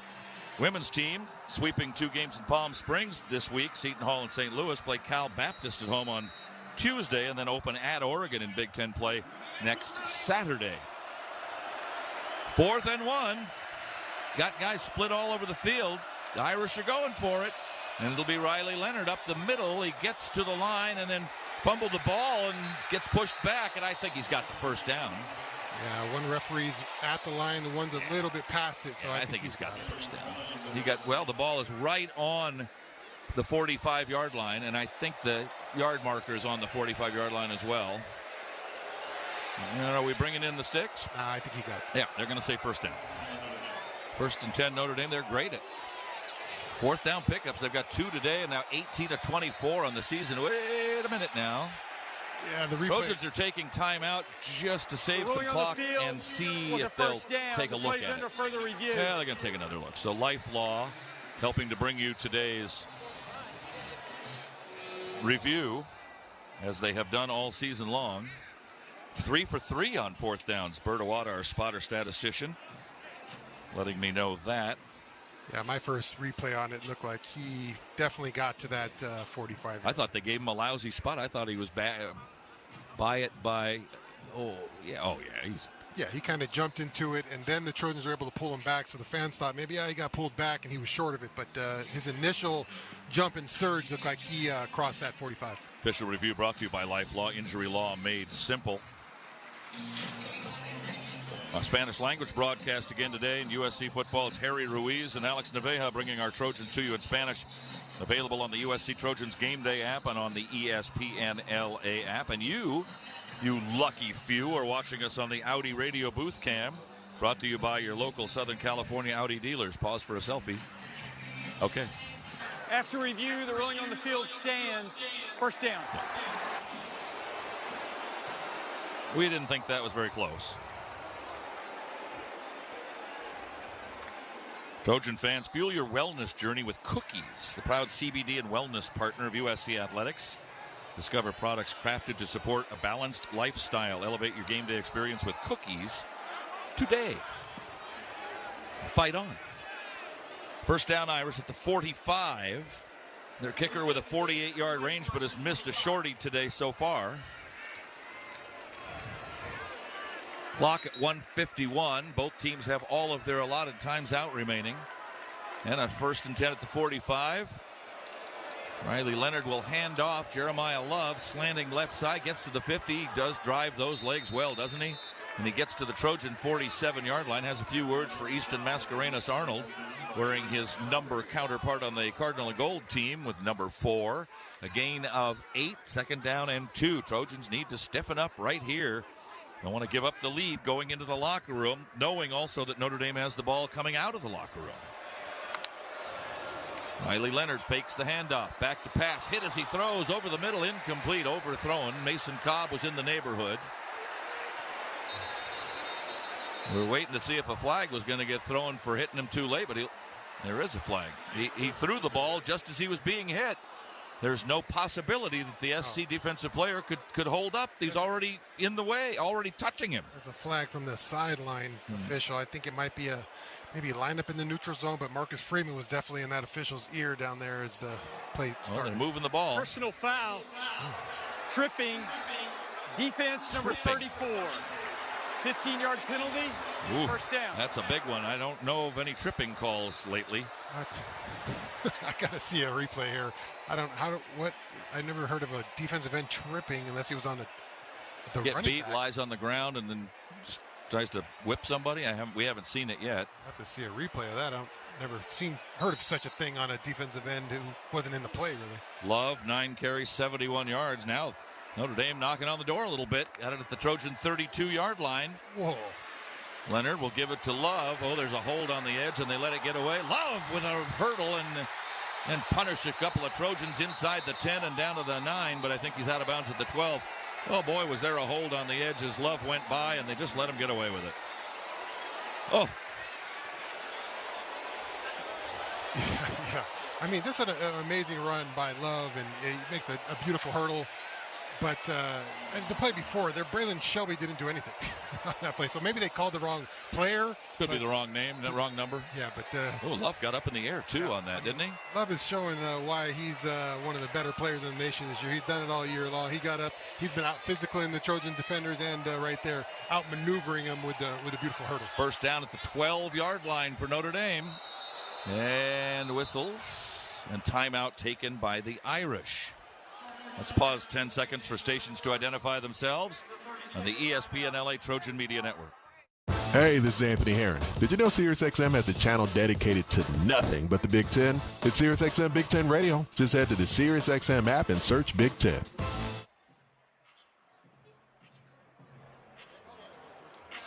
Kobe Pepe was getting manhandled on the edge just when Love went by him, and the refs chose to ignore it. Bad no call there. 21st ranked women's volleyball closed the regular season with wins over Washington and Iowa. And wait, the NCAA playoff pairings coming out next. As I mentioned, the Southern California Audi Dealers halftime show. We'll check scores of games that are going on right now and recap all kinds of goodies for you. As the halftime now, 1:03 away. Notre Dame can stop the clock 2 more times. They've got a 1st and 10 at the 12. Last time they got down here, the Trojans forced a field goal try that was unsuccessful. And that defensive stop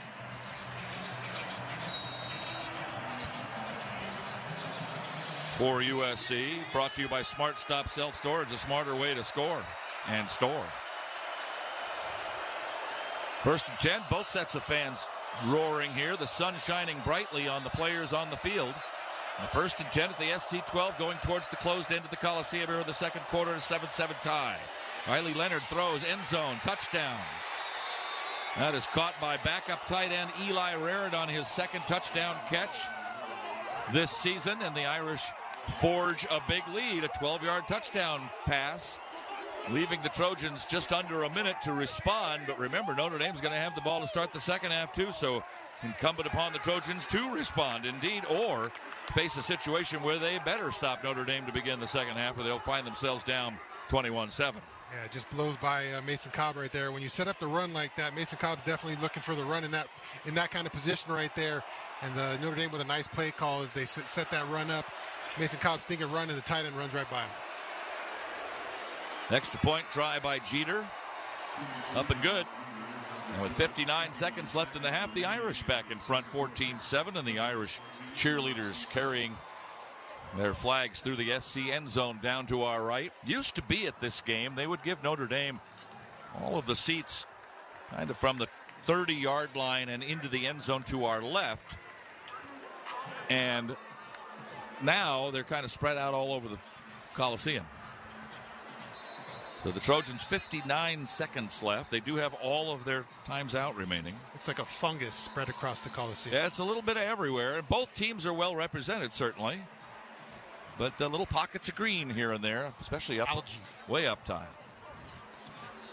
Clouds over the Coliseum, a little bit of sunshine as well. The press box casting shadows across the Notre Dame sideline down behind us and below us. 7 plays, 65 yards in 2:27.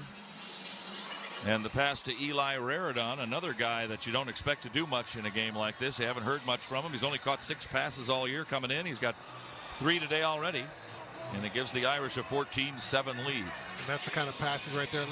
Riley Leonard, is used to throwing right there. Nothing spectacular, but you set that run up, linebacker bites, and you got a free tight end running the end zone. Kickoff short, fielded at the 7 by Makai Lemon.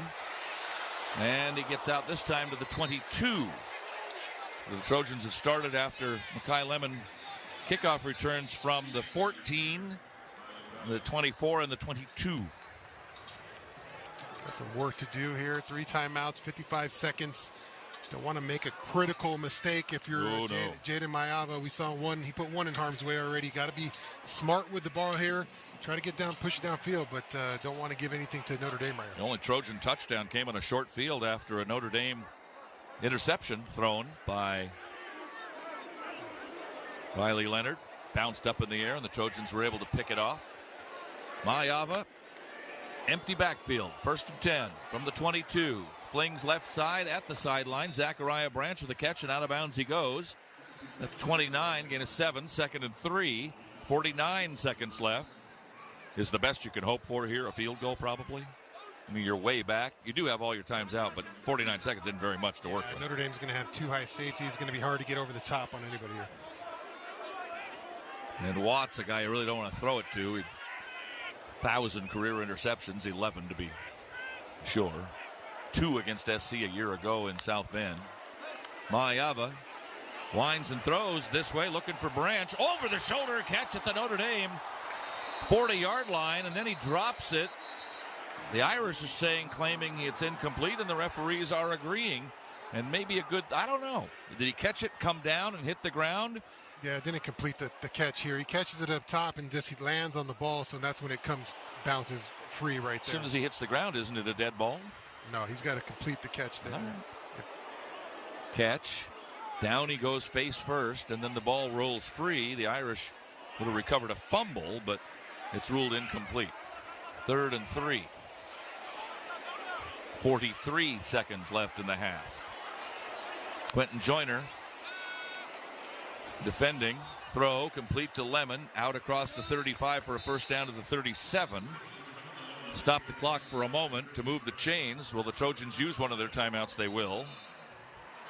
7 first downs for SC, 12 for the Irish. And a 30-second timeout taken by the Trojans, leaving them with 2. No Notre Dame opponent has scored over 23 points this year, and no Notre Dame opponent has passed for more than 125 yards this year. So far today, the Trojans have passed for 85. So they're looking to be the first to do that. That would be small consolation, certainly, if you don't win the game. Had a chance for a nice pickup with Zachariah Branch. That would have been a nice chunk, but unfortunately he was able to finish that one off. Yeah, if you got it at the 40, you got to hope. You kind of have hope there with 38 seconds left. Well, I had mentioned that, I thought Notre Dame would just be in those 2 high safety look, and they rotated over, and they only had 1 deep safety. That's when Jaden Mayaba's going to take a shot here. Zachariah Branch took off on that fly route there and try to take a shot. Coming up on the half, 6th-ranked Miami leading at Syracuse 21-14. 13th-ranked Alabama out in front of Auburn 7-3 and driving late in the first half of their game, the Iron Bowl.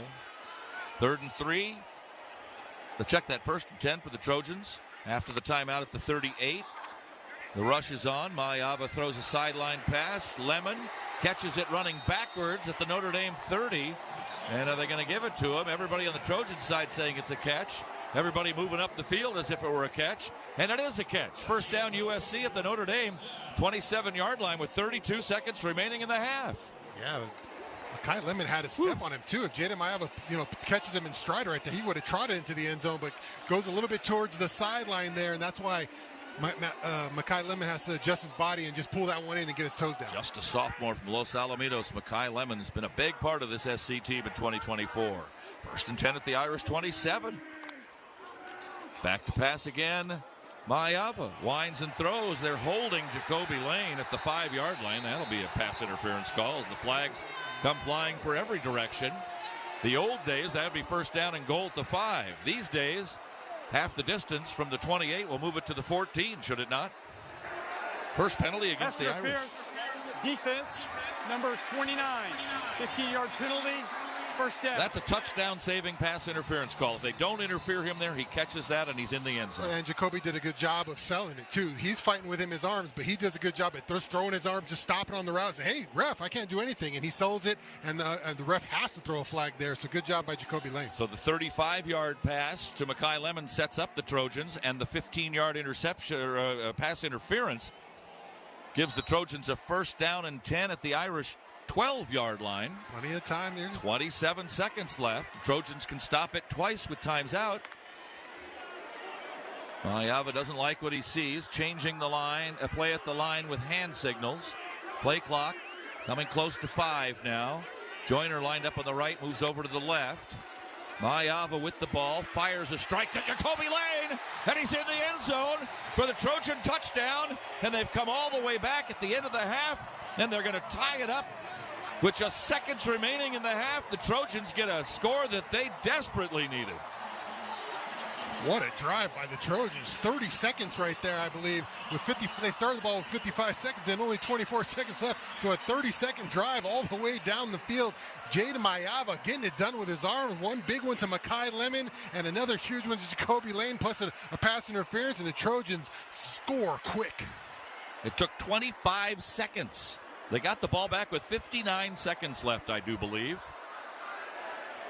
The extra point to tie the game is up, and it's good. And would you believe, with 24 seconds remaining in the half, it's SC 14 and Notre Dame 14. The Trojans have tied it up.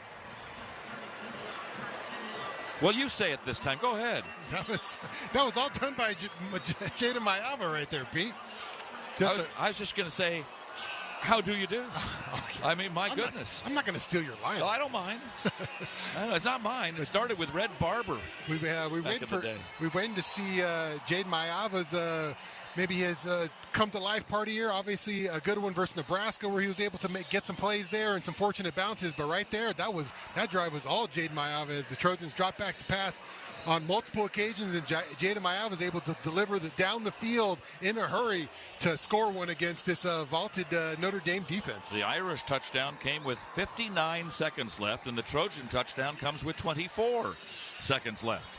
And now SC will kick off.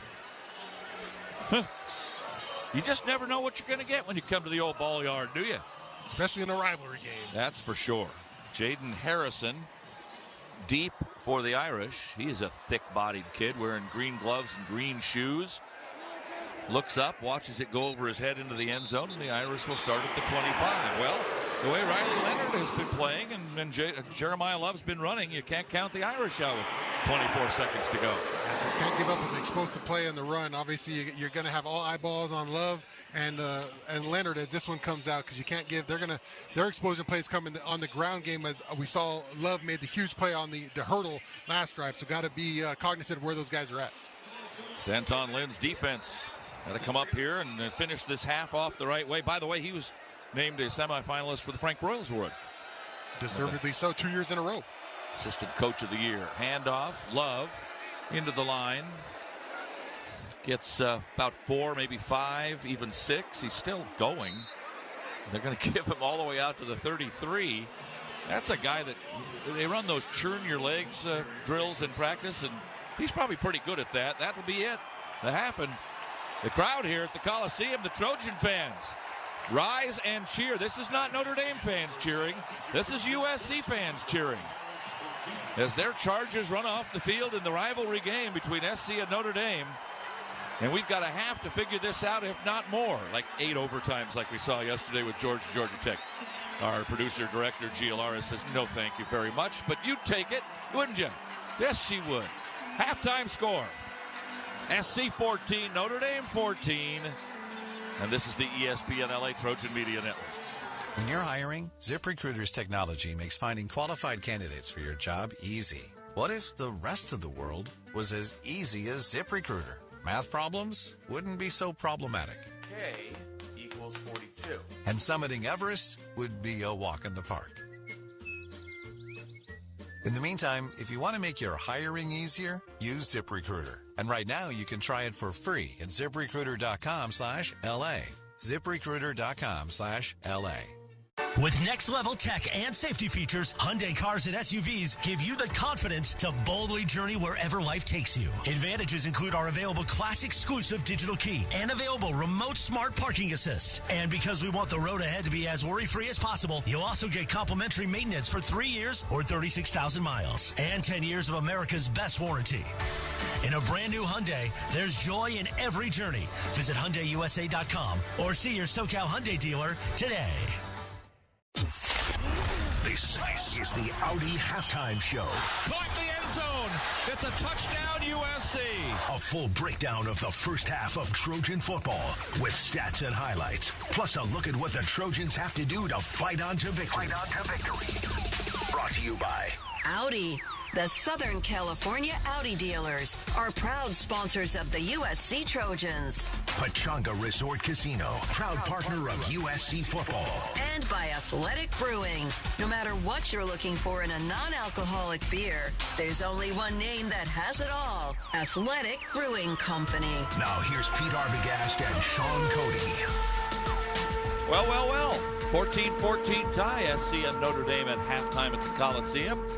And the stats bear that out. Notre Dame ran 7 more plays than SC and had a few more yards, 218 to 188. But yards per play, 6.7 for the Trojans, 6.2 for the Irish. First downs, 12-10 Notre Dame. Rushing yards, 104-56 Notre Dame. Passing yards, 132-114 SC. And the 132 is the first time this year that Notre Dame has allowed more than 125 passing yards in a game. Now, remember, they haven't given up more than 23 points in a game this year, and the Trojans already have 14. Individually, Riley Leonard, 13 of 15, has been really good, 91 yards. His longest is 20. His passing game is short, for sure, and 1 touchdown for the day. Their backup Holder threw a pass for 23 yards on a 4th down fake punt. Evans, the tight end, with 4 catches. Their other tight end, Raridon, with 2 catches, and the only touchdown of the game. And rushing yardage for Notre Dame. Jeremiah Love, 10 carries for 79, 7.9 per. He looks really good. And 1 touchdown. But the Trojan defense has played pretty well here in the first half. Jaden Mayava, 11 of 16. Woke up there at the end of the half for sure. 132 yards. 1 touchdown. He was sacked just 1 time. Mekhi Lemon has caught 4. Zachariah Branch has caught 4. The touchdown, the 12-yarder for Jacoby Lane to tie the game up with 24 seconds left in the second quarter. Woody Marks, 6 carries for 33, but got dinged in the first quarter, replaced by Quentin Joyner, who came in and ran the ball 3 times for 21 yards and caught a pass for 13. So Joyner has been an unsung type hero for USC here today. Time now to take a listen to our biggest moment of the first 2 quarters. Ladies and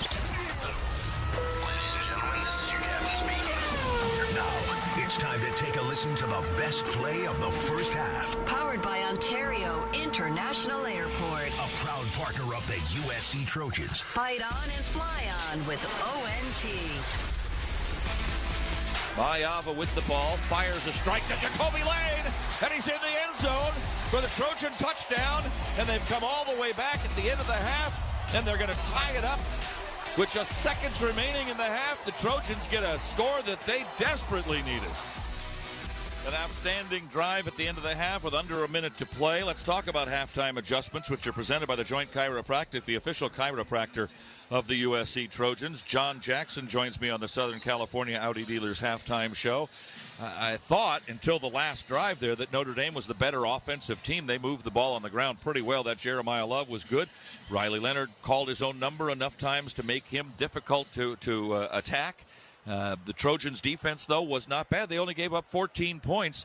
How do they come away with a win at the end of this thing? Well, yeah, Peter, as I was talking right before the half with 5 minutes to go and Notre Dame got the ball, I said this is the most important drive of the game because whoever is successful, the USC defense or the Notre Dame offense, will have momentum going into the second half.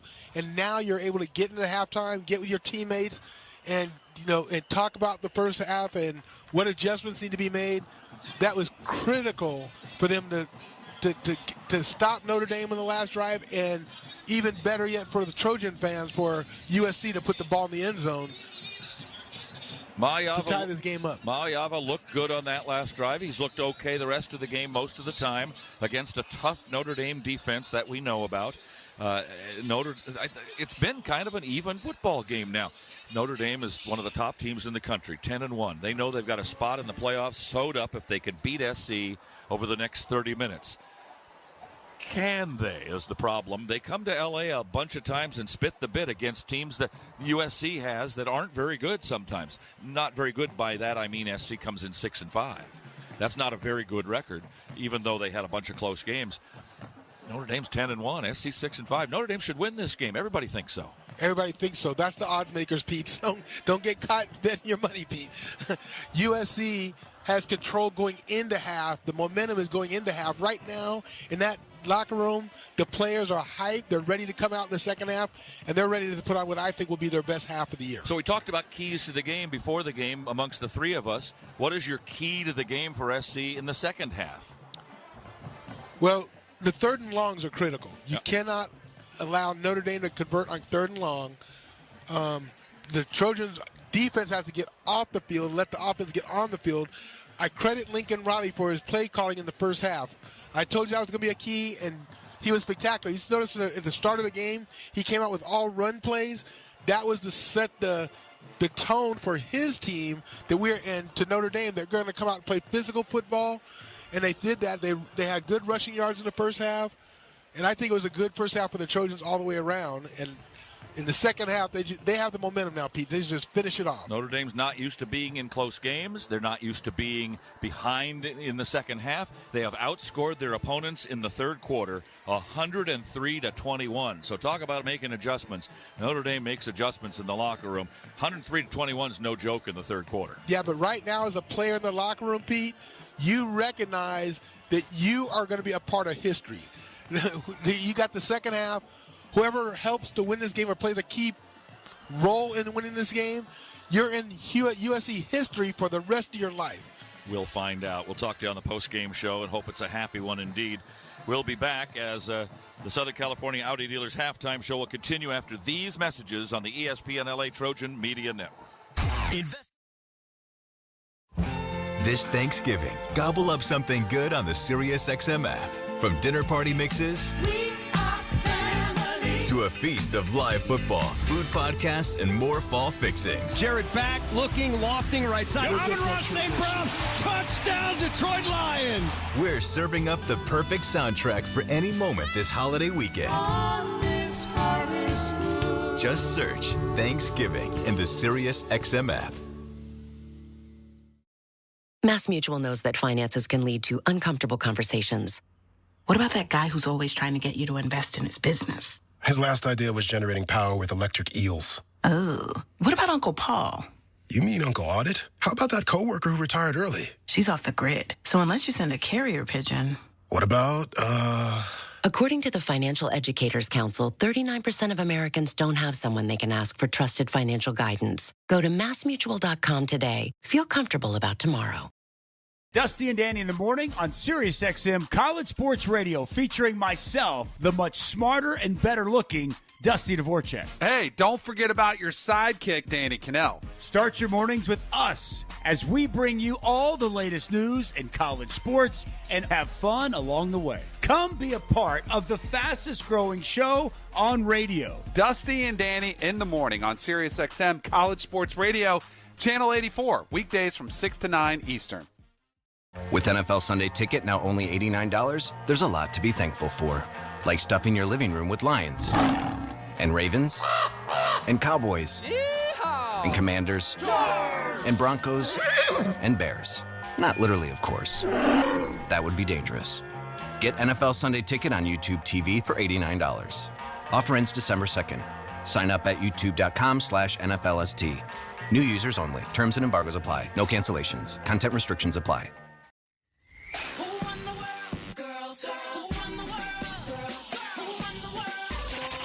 The Women of Troy Report is brought to you by Sprouts Farmers Market. Open 7 days a week. Visit your neighborhood Sprouts for good-for-you groceries and great prices on the freshest produce. I'm Keely York, and this is the Women of Troy Report. Today we're speaking with Maggie.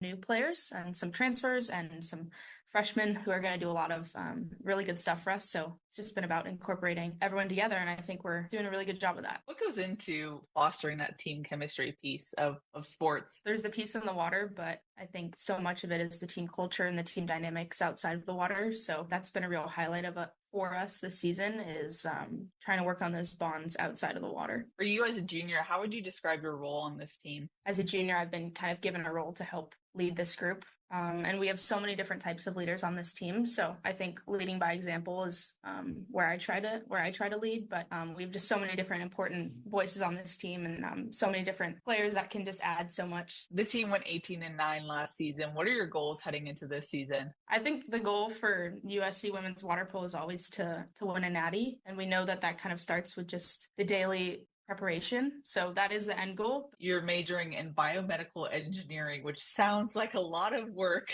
And you're also a student athlete. How do you balance both? It's a lot sometimes, but I think USC, that's one of the reasons why I came here, was I knew I could study what I wanted to study while also competing for national championships. So I think USC offers so many resources in preparing student athletes. It can be a lot sometimes, but I think I have so much support around me that it makes it pretty easy. Also a legacy. I believe your father also went to USC. What's that like, kind of carrying the torch as a Trojan? Oh, it's super cool. I grew up coming to USC football games and just like being a huge supporter. So I think it's pretty cool for him when he comes back. And my parents are my biggest supporters, so I think it's cool when they come to the games. On the whole, if you wanted USC fans to know something about USC women's water polo, what would you want them to know? We're going to surprise a lot of people this year. And I think that starts with our team culture. We're doing so much work to strengthen that right now. And so I think that's going to be a real strength for us moving forward. And I'm super USC Football and Children's Hospital Los Angeles continue to support the pediatric needs of our community. For over 120 years, CHLA has been at the forefront of providing exceptional medical care for children across California. Recognized by U.S. News and World Report as the #1 children's hospital in California, CHLA has consistently ranked among the top national hospitals and has been on the honor roll of best children's hospitals since its inception. Whether it's routine care or life-saving treatment, families trust CHLA for its world-class pediatric care. To learn more, visit chla.org today. It's almost time for kickoff, and the only thing missing in your game day plans is a refreshing drink. With 15% alcohol by volume and a colorful collection of fun flavors, BuzzBalls are the perfect ready-to-drink cocktail for every moment of the game. Try the rich Choco Chiller, zesty lime Rita, spicy chili mango, or discover your new favorite flavor. Cheer for your team with a cocktail you can count on to taste like a winner every time in just a matter of seconds. Find your go-to play and buy BuzzBalls today. BuzzBalls, a proud partner of USC Athletics. Please enjoy BuzzBalls responsibly. BuzzBalls, Carrollton, Texas. It's time to recharge, reconnect, and rediscover your perfect combination at Pechanga Resort Casino. And with your resort favorites back in action, there's all of the excitement and comfort you love with the peace of mind you can depend on. So whenever you're ready for a little rest, a little relaxation, and a lot of fun, we'll be here. Play your perfect combination at Pechanga Resort Casino today. If you're looking for the perfect holiday gift, Lazy Dog Restaurants has awesome holiday offers you don't want to miss. Buy a $30 gift card and get a limited edition coffee mug while supplies last. Plus, for every $50 in gift cards you purchase, you'll receive a $10 bonus promo card to treat yourself in the new year. Stop by today and complete your holiday shopping list with a Lazy Dog gift card. LazyDogRestaurants.com.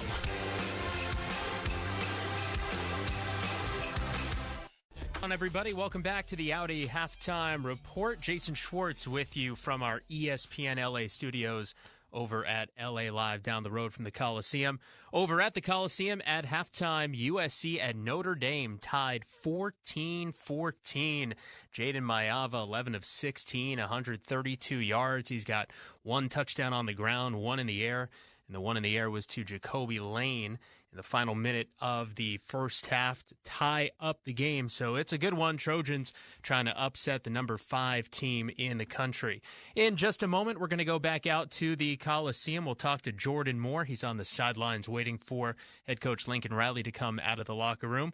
I also want to remind you to stay tuned after the game today. Sua Cravens joins me here in our ESPN LA studios for Trojans wrap-up. We'll be taking your calls.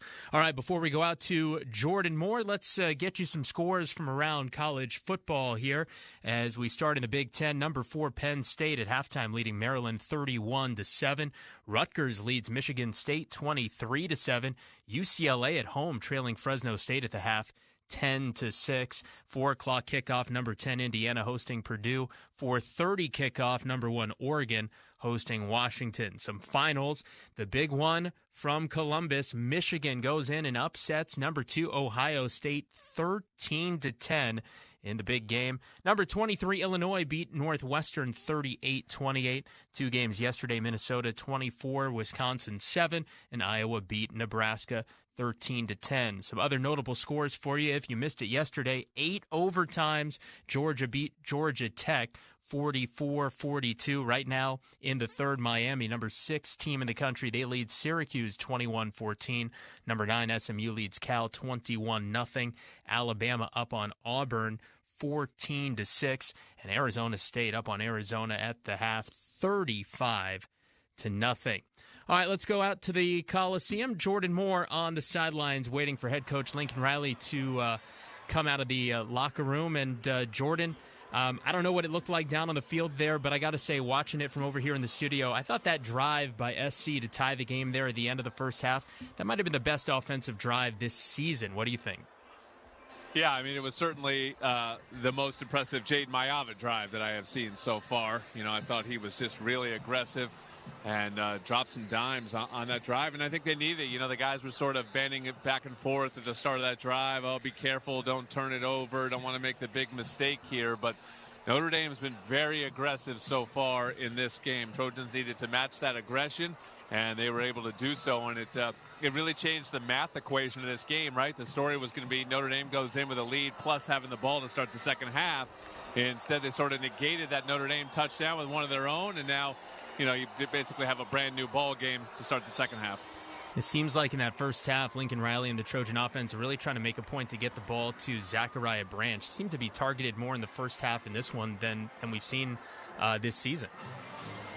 Yeah, I need more from Zach, to be honest, Jason. I just don't think he's making enough plays right now with all those touches. I thought he caught that ball on the run. They drew up a perfect play for him, and he didn't get a ton out of it on the first drive of the game, and then he had a chance to make a play there for his quarterback on the last drive and couldn't come down. Well, that was a tough catch, certainly there. But, if Zach's going to be the go-to guy, he needs to make some big-time plays here in the second half. You think we're going to see Quentin Joyner kind of fill that Woody Marks role in the second half, or do you think we're going to see the Trojans go to the air a bit more?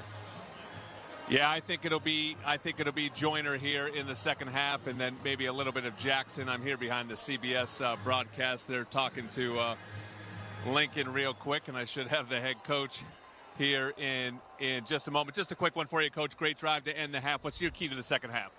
We got to keep winning the turnover battle. It's a very physical ball game out there on both sides, and I think the side that wins that here in the second half will have a huge advantage. All right, turnover keyed one of USC's two touchdown drives. They got the big one at the end of the half, and we are tied at 14. Notre Dame ball when we come back on the USC Trojans Football Network. Here in California, we are all about chill. From hitting the beach or going on your favorite hike to going all out and pulling for our teams to win another championship. No one is more chill than us. But one thing, though, that ties us all together, enjoying all that California has to offer with great friends and a cold Coors Light. Pick up icy cold Coors Light today or even get it delivered to your door today. Visit CAChooseChill.com to learn more. 2024 Coors Brewing Company, Golden, Colorado. Celebrate responsibly. There's no place like the road home. Anticipation in every mile with presents wrapped and bags packed. The joy of the journey and the glow of your destination in the headlights. There's no feeling like it. Pedal down, volume up.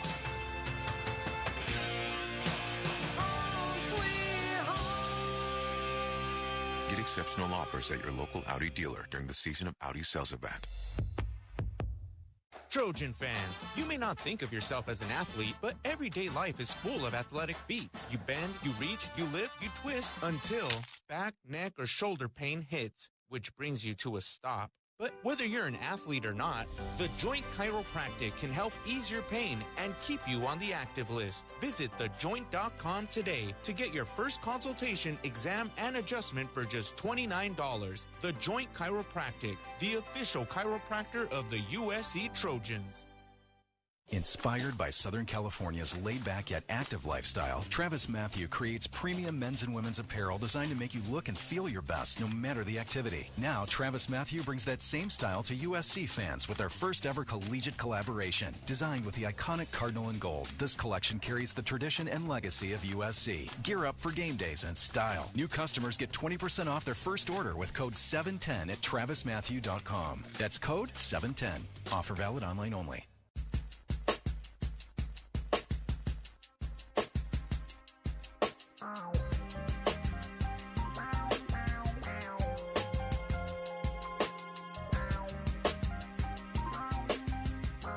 Both teams back on the field, and the kickoff of the second half has just taken place. It'll go back for a touchback. You've been listening to the Audi Halftime Show, brought to you by Audi, your Southern California Audi dealers, proud sponsors of the USC Trojans, by Pechanga Resort Casino, proud partner of USC football, and by Athletic Brewing, non-alcoholic craft beer for the first down of the fourth quarter. Great tasting, low calorie, and fit for all time. Start of the third quarter is brought to you by ZipRecruiter, the smartest way to hire. Right now, try ZipRecruiter for free at ZipRecruiter.com/LA. DirecTV, proud to be the presenting sponsor of the Jewel Shillelagh rivalry. Stream college football's fiercest rivalries on DirecTV, satellite free. First play of the second half, and it's a handoff, and that's Jeremiah Love, and a first down immediately of 10 yards straight over the middle. Nothing surprising there, as you got to get the figure that Notre Dame is just going to try to run it down your throat as much as they possibly can.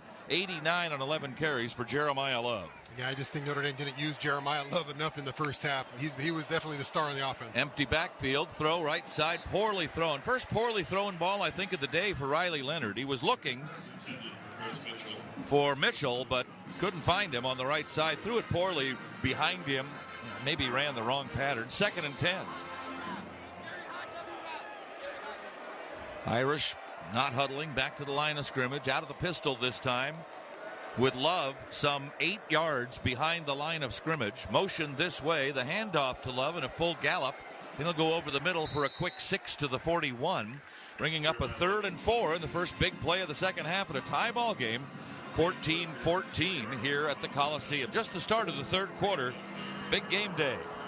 Got to be wary right here of Leonard using his feet right here. He's done a much better job of using his legs. We see him throw some nice passes today, but I'm definitely more worried of his legs than his arm, Pete. Trojans with 1, 2, 3, 4, 5, 6, 7 men on the line of scrimmage. But a big hole right over the center. Leonard will roll right. Wants to throw, does at the last moment. That's complete to Mitchell, and he's got a first down to the Trojan 40-yard line. So one of those dipsy-do plays where you look like you're going to run, and the last minute when everybody kind of jumps towards you, you just toss it over the top. Yeah, I put Greedy Vance in a tough position right there. He's on his guy, and then Leonard goes to run a little bit, and he comes off him a little bit, and just when he comes off, that's when he takes advantage of you in the pass game. Irish 3 of 7 on third downs, but pick them up at the opportune moments. Now 14 all tie. Notre Dame trying to take the lead. They have never trailed. 7-0 in the first quarter. Then 7-7, the Trojans tied it. Irish missed a field goal. SC tied it up at the end of the half after Notre Dame had taken a 14-7 lead. This is Love again, and Love churns forward inside the 40 to the 36. Gets 4. If they get 4 every play, they're going to score. Trojan fans, you're getting hungry. It's always a good idea to order with Postmates. They have some of the best restaurants in town, and the only delivery app that drops the delivery fee and service fee on all eligible orders over $50. Terms do apply, so see the app for details. 2nd and 6. Irish in their all whites, shiny gold helmets glistening in the Southern California sun. Game started at 80 degrees. New running back in there is Jadarian Price. He got a big hole right side. Gets away at the 20, and he's going to go all the way for a touchdown. Notre Dame. Jadarian Price, 7th touchdown of the season, and the Irish, just like that, are back in front. With the extra point to follow, it should be 21-14. I mentioned to you earlier that all of the Irish running backs who generally play in a game average about 7 yards per run. He got a bunch more than that time. Yeah, I think Notre Dame went into halftime saying we need to run the ball some more with definitely with Jeremiah Love, and then you get Jadarian Price right there. Love kind of pounded it, and then Jadarian just find the hole. One guy jumps out of his gap, looked like Kobe Pepe, didn't stay in that gap, and that one's right through the hole for a Notre Dame score. Extra point try. Perfect on the season and perfect again today for Mitch Jeter. Timeout on the field. The Irish come out strong, as you might expect them to do, as they have blown out opponents in the third quarter of games this year, 110-21 now. With 12:38 remaining in the third quarter, the Irish back in front. Notre Dame 21, USC 14. Back after these messages on the ESPN LA Trojan Media Network. This Thanksgiving, gobble up something good on the SiriusXM app. From dinner party mixes to a feast of live football, food podcasts, and more fall fixings. Jared back, looking, lofting right side. Amon-Ra St. Brown, touchdown Detroit Lions. We're serving up the perfect soundtrack for any moment this holiday weekend. Just search Thanksgiving in the SiriusXM app. On the day of the fire, I had left that morning to fly to Boston. And I left my 16-year-old son here by himself. And it was while he was gone that the fire started. The smoke detector in his room was tied into the alarm.com system. So when he came back from the airport, fire trucks were already here in the cul-de-sac. They opened up the front door and immediately they smelled the smoke. They got there so fast because of the system notified them. It saved the rest of my house. And my 3 dogs were in there. It automatically shut off my HVAC upstairs and shut off the vents. And it helped keep the smoke damage being, at a minimal. I'm extremely grateful for my alarm.com system. And it saved my house and saved my dogs. I don't know where we would be without it. It saved everything that day. Alarm.com. Millions protected. Visit alarm.com to find a local authorized service provider and learn how you can protect your family, your home, and your business.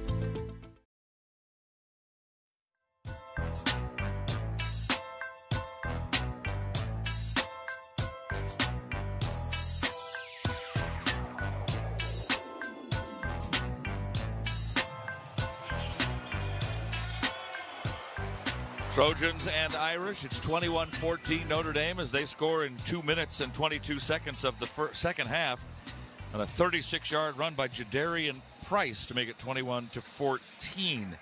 Trojans have beaten UCLA and Notre Dame in back-to-back weeks only 21 times.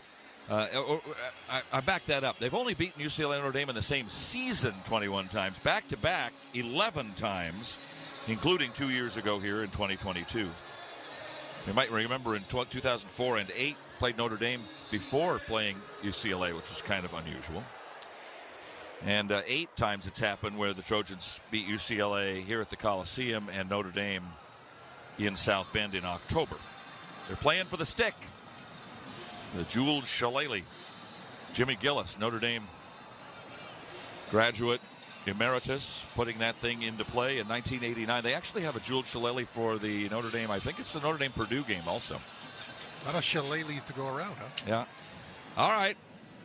Trojans scored quickly at the end of the half. Let's see what they do here at the beginning of the second half. Now trailing again, 21-14. Makai Lemon trying to break free on one today. Cakes this one at the 7. And this time gets out to the 22 or 23. So the Trojans have not gotten out to the 25 on any kickoff returns so far today. But the way Lemon has returned kickoffs, now a little skirmish breaking out after the kickoff return between some guys who maybe don't play an awful lot. Just special teams guys. I feel like Makai Lemon's always involved in a little after-play skirmish. He likes to talk a little smack there, old number 6. UCLA leading Fresno State 13-10 in Pasadena with 11 to go in the third. Penn State, ranked 4th, will move up out in front of Maryland 31-7 at halftime. If Penn State wins that, they'll play Oregon in the Big Ten final, and Ohio State won't have to play that game. That might turn out to benefit Ohio State, as it turns out. First down for the Trojans at their own 22, and Maayava throws for McCree, and it's incomplete out near the 48. Little hand wrestling going on out there. They haven't been throwing at McCree all day long, have they? That's the first time? Yeah, I think they're trying to catch Notre Dame off guard. Drake Bowen on the coverage right there. Not a play I loved, throwing fade routes to tight ends, but maybe catch Notre Dame off guard, and unfortunately they're ready for that one. Drake Bowen, D-R-A-Y-K, Drake. 2nd and 10. More of a Kendrick guy myself. Ball at the 23, all right. Lemon comes in motion this way, leaving Deuce Robinson to the far side. The fake to Joyner, the throw to Robinson at the 50, and out of bounds he goes. Maybe in Notre Dame territory. Indeed he is. They'll say at the 47-yard line. Just a little lob pass there, and Robinson was alone, caught it in stride, and a first down for the Trojans, and here they come. Great job by Jaden Maayava, realizing the blitz is coming. He knows he's got to get rid of it quick, and he goes exactly, attacks the blitz.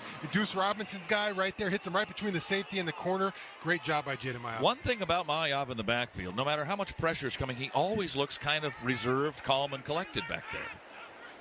Never looks panicked, although, he's been sacked a couple of times. Here's Maayava on an option pitch, bobbled, and run to the 46-yard line by Brian Jackson. First time we've seen the true freshman out of McKinney, Texas. They'll get to close to the 45, a short pickup of a gain of a yard, maybe 2. We'll call it 2nd and 8 there. Yeah, look like trying to catch Notre Dame off guard with a quick little option play right there. Unfortunately, Jackson kind of bobbles it, and that gives Notre Dame defenders time to catch up to that play and put a hit on him. Jackson stays in. Branch and Ford this way. Far side, Kyron Hudson. Branch now goes that way in motion. Lake McCree, strong side left. Behind offensive lineman Elijah Page on 2nd and a long 8. The fake to Jackson. Maayava will throw on the run and just throw it out of bounds to the Notre Dame bench. Good defensive pressure applied. Maayava able to get out of the way and have enough time to throw it away, but it is 3rd and 9 for the Trojans. Now, you're down by 7. You don't want to give the ball back to Notre Dame. Not the way they moved the ball in that last drive. 6 plays and 75 yards. Didn't take very long. Yeah, a lot more So far, a couple more blitzes from Al Golden in the second half on this first drive as he bought Kaiser on that one, a corner on the last one. So Notre Dame adjusting with a little more pressure. 3rd and 9. Need to get to the 37. Mayava has some time. Winds and throws down the left sideline. They've got hands all over Makai Lemon, and there's the flag, and it comes in late. The side judge watching it right in front of it, ignored it, and the umpire threw it from distance. Pass interference, defense, number 29, 15-yard penalty, first down. I'm shocked that they call pass interference in this league. We've saw 2 today already, Pete. That's kind of wild there. They've been letting them play all year, but these are, am I right, ACC officials? I believe so. Not Big Ten officials, so maybe that's the reason for a couple more calls today right there. Christian Gray definitely had a hand on Makai Lemon, and the Trojans benefit on a PI there. Moves it up 15. That'll take it to the Irish 30-yard line, and the Trojans get out of a spot there. A little bit of a pickle. 11:07 to go in the 3rd. Pete Arbogast, voice of the Trojans, along with Sean Cota, the All-American. John Jackson will be with us on the postgame show. Jordan Moore on the field. The family all together on Thanksgiving weekend as the Trojans trail Notre Dame by 7. Mayava dumps it to Walker Lyons, 30, 25, trying to get the first, and he does as he's tackled forward and out of bounds inside the 20. Things getting spicy now in the La Victoria red zone. It's 1st and 10 Trojans at the Notre Dame 19-yard line. And a nice job by Walker Lyons working with space against Xavier Watts, their All-American guy on Notre Dame's defense, right? Walker Lyons, him in one-on-one, able to create enough movement in Xavier Watts to pull that one for a first down. Walker Lyons' longest catch of his college career. It's only his 3rd of his college career. Now 3 catches for 23 yards, but that one came at a good time. Joyner is back in for the Trojans in the backfield, wearing 0. Play clock, under 10. Now down to 5. The handoff to Joyner, left side, looking for a block from McCree and gets it. He's inside the 10. He's down to the 6 and out of bounds at the 5-yard line. 1st and goal, USC. And this is turning into a shootout. I don't think I had that on my bingo card coming into today's game. Yeah, both offenses moving at will here with Quentin Joyner, the Trojans. Notre Dame just loses the edge, has all kinds of guys. Alani Noah, it looked like, who else is out there? Lake McCree, everybody's out there leading the way here and getting the job done for the Trojans on the edge as Quentin Joyner is able to pick that one up. Hudson, McCree, and Lemon, triangle crunch formation in the left side of the line. Wide to the right, Jacoby Lane, who's caught a short touchdown pass earlier. Trojans down at the 5-yard line. Hand off to Joyner. Off the left side, tripped up, but scrambles his way forward down to the 5, down to the 1. Not in the end zone. It'll be short by a half a yard. 2nd and goal at the 1-yard line, actually inside the 1-yard line. Nice tough running there by Quentin Joyner, making the first guy miss and then putting his head down and trying to get as far as he can. Gets down to the 1. That's tough running right there from Agent Zero there. Joyner becomes the leading rusher for the Trojans with 6 carries and about 43 yards. Double tight end McCree and Eldridge on either side of the lane. Up under center. He snuck it the first time from the half-yard line. Jaden Mayava. What will he do this time? Same thing. Holds the ball up in the air. Puts it over the goal line. And it is a touchdown. Jaden Mayava. Touchdown USC for the 2nd time. Mayava with a sneak from a half-yard out. And the Trojans are 1 point away from tying the ball game up again. How do you do? Nice play by Jaden. No, all you have to do is break the plane with possession of the ball. As soon as it snaps that plane, it's a touchdown. Even if they try to knock it out after, he just goes over the top, puts it over the line, pulls it back, and once it goes past the line, that's a touchdown for the Trojans. Sounds like they're going to review this thing. But it certainly looked from our view is that he just held the ball over the plane of the held it out. He jumped up in the air, held it out, and then pulled it back. Yeah, from the first sideline replay, it looked like he got it. This one we're going to be able to see if they have that same sideline. Yeah, they showed it already. They showed the first one already. They didn't show the sideline. Oh, that's a touchdown. He's going over the top. He just puts his hand right over. It's definitely crossed the line there, and he pulls it back to secure it. But once it crosses that plane, that's 6. You're watching us on the Audi radio booth cam, brought to you by your Southern California Audi dealers. There's that goal line shot. That's a little closer. A little closer. Yeah, it doesn't matter. I think it hit the white stripe, though. I really do. As long as it touches it across, it's a touchdown. First downs for the Trojans today. After review, the ruling on the field is confirmed. Yeah. Touchdown. Oh, confirmed even. Yeah, that's the hardcore one. Well, according confirmed. to Bernard Water, you can't confirm these things. There's no confirmation in college football here. Usually the play stands, if I'm correct. 14. I think stands is when they can't see anything else. I think confirmed is like, yes, we made the right call. Rub it in. 14 first downs for the Trojans, driven by your Southern California Hyundai dealers. With a brand new Hyundai, there's joy in every journey. Extra point try coming up. Brought to you by Terranea Resort, a luxury resort like no other. Again, Lance to try to tie this ball game up. Kick is away cleanly and through the uprights and good. Time out of the field. 9:06 left in the third. It's SC 21, Notre Dame 21. Back after these messages on the ESPN LA Trojan Media Network.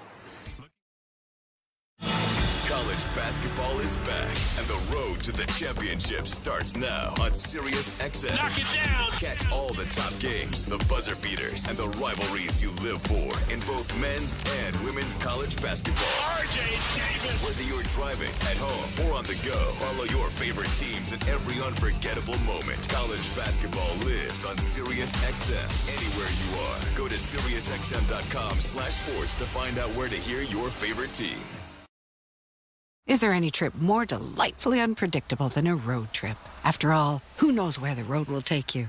Who knows where you'll stay? Will it be that no-name hotel that says no to every request? No, you'll have to find the elevators yourself. Or maybe the one with the extra stale Danish for breakfast. I think I broke a tooth. When you want a place you can always rely on wherever the road takes you, it matters where you stay. Welcome to Hampton by Hilton. Don't forget about our free hot breakfast. Hilton, for the stay. Give back this holiday season and join the fight against hunger with SiriusXM and Why Hunger's annual donation. Pearl Jam, and many more.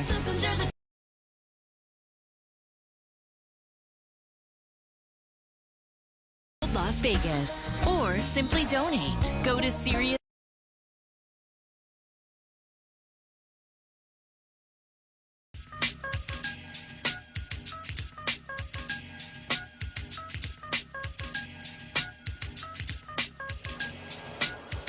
Jaden Mayava has doubled his running touchdown output for the year, and he's got 4 now, one more than he had at UNLV last year when he was the Mountain West Conference Freshman of the Year. It's all tied at 21 with 9:06 to go in the third quarter. When you've got good beer and good vibes, it's all Buena Stone Buena Vista Salt and Lime Lager, Baja inspired and imported from San Diego, located near you at fine.stonebrewing.com. Down to the field, it's our DirecTV sideline report. Mr. Jordan Moore. Yeah, I wanted to show some love to that offensive line. I think they've done a great job, and Josh Henson's done a great job since that Michigan game. You know, it was such a mess in Ann Arbor, and everyone was worried about where this season was going to go, but that group has just gotten better week after week. And what's impressed me in this game, one, is Mayava's had a nice pocket to throw in even in obvious throw situations, and USC has run well even in obvious run situations. That 1st and goal from the 5 there, tight space, everyone in the building knows you're going to run it, you still get 4.5 yards on 1st down. So they're doing a nice job here winning the battle up front against Notre Dame, which we know at times has not been the case in the last decade. The Joint Chiropractic can help ease your pain and keep you moving. To learn more, to claim your $29 new patient special, visit thejoint.com today. No matter what you're looking for in a non-alcoholic beer, there's only one name that has it all. That's Athletic Brewing Company. Lance steps up to kick off. This one will once again be a touchback. Quite the weapon. We talk about him as a field goal kicker, and he's done fairly well this year. But as a kickoff guy, you're talking about 50 out of 70, 5 out of 7. That's pretty good. And some of those, certainly when you're trying to goad the other team into returning it, so you kick it short at like the 5 and see if they'll bite. Pretty good. So 1st down, Irish at the 25. See a rotation at defensive line as the last group kind of got mushed around to try some new guys in there in this drive. All hands on deck, last game of the season. Riley Leonard, Notre Dame quarterback, over the middle, fires it to Love. Love will get the 1st down and more. Out to the 40, 41, 42 before Braylon Shelby will drop him there. Shelby had been banged up for a couple of weeks, but getting more playing time today and has been in on a bunch of plays. Jeremiah Love in the open field is tough to bring down, and a gain out to the 42-yard line of 17 yards, and here come the Irish again. Yeah, Trojans have a Jeremiah Love problem right now. Got to figure out how to stop number 4. Empty backfield on this one for Leonard, the quarterback. Transfer from Duke. He'll call his own number, run up the left side, change direction to the right, and slide at the SC 47, maybe the 48-yard line where he started to give himself up. Close to a first down, but because of the spot and where he started to slide, it really benefits Notre Dame, I think. It's second and inches. Is it not? Yes, it is. Leonard again, clapping his hands, trying to get the Trojans to jump offside. A relatively penalty-free game here today. One cost the Trojans dearly, a tripping call. Handoff, Price. That'll be a first down as he gets pushed forward by the big Hogs on the Notre Dame line. Here's, after the play, Greedy Vance, just as I said, and Jaden Greathouse getting tangled up. And Greathouse's helmet pops off. He complains to the officials, and I think they're going to get a 15-yarder tacked onto the end of this. Yeah, that's not smart, I think, by Greedy Vance here. End of the play here. After the play, personal foul, face mask, defense number 21, 15-yard penalty, automatic first down. He grabbed his face mask and kept on grabbing it long enough to rip his helmet off. Yeah, usually the guy without their helmet on is going to get the call there, and that's what happened for Notre Dame. Both guys were ripping at the face mask, but Greedy Vance popped that one off, and that's why you see the penalty. 4 penalties, 40 yards against SC. So a first down inside the 30 for the Notre Dame Fighting Irish in a tie ball game, middle of the third quarter, 21-21. Notre Dame probably needs to win to go to the playoffs. Leonard chased from the pocket, will run again. 20, 15, 10, 5, 4. Once he gets going, his running ability has been something to behold, and it's first and goal, Notre Dame at the 4-yard line. And the Trojans haven't looked at all in this second half like they're going to stop Notre Dame ever. No, both offensive have looked dominant in this one. You got to be wary if you're Braylon Shelby to keep contained on this. You got to keep your passing lanes against this guy. He's not looking to throw, he's looking to run. Price up the middle to the 3, down to the 2 perhaps. About the 2.5. Second and goal there. Linemen unpiling, helping each other up. Second and goal from the 2.5. You know, in a game like this, Sean, 21-21, and the way it's been going, there's only been one costly turnover. Notre Dame did it, and the Trojans scored on a short field. From here on in, any mistake is really multiplied. Yeah, especially these offenses seem like they're clicking. They figured out stuff in the halftime, and now they come out with some nice answers against these defenses. Motion inside.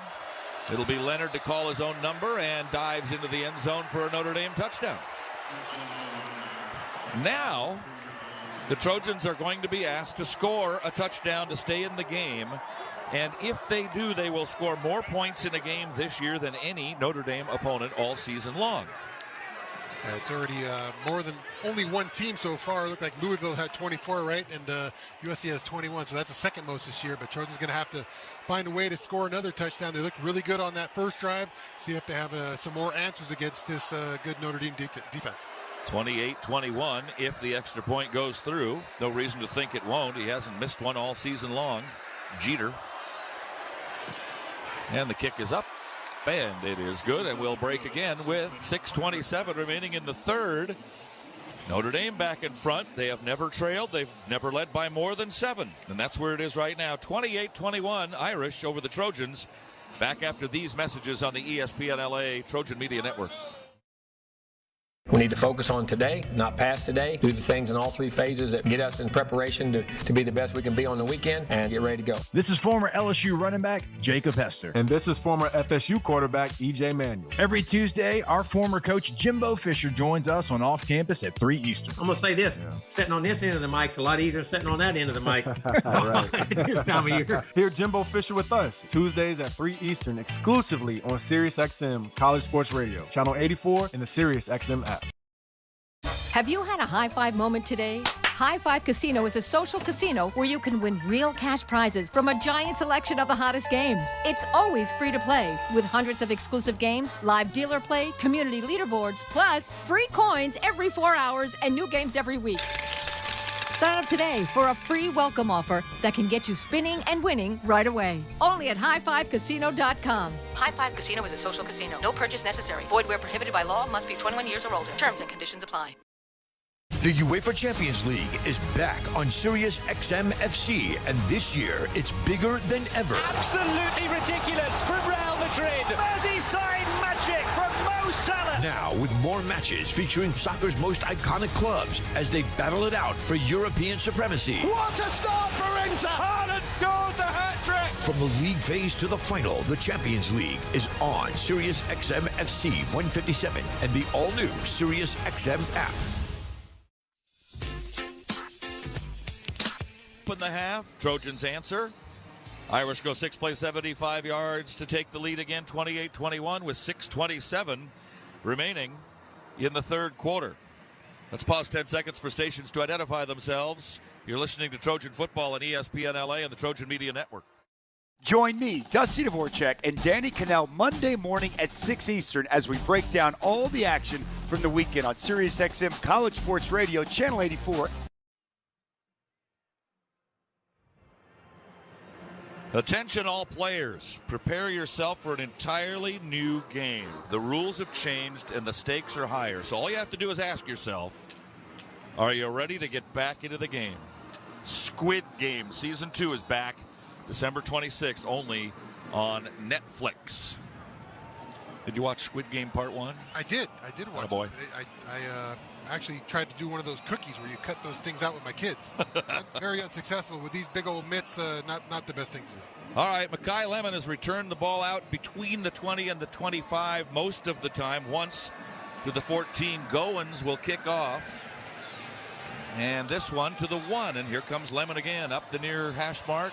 Changes direction outside. 20, 25, 30, 35, and out of bounds about the 37-yard line. Best return of the day for Mackay Lemon.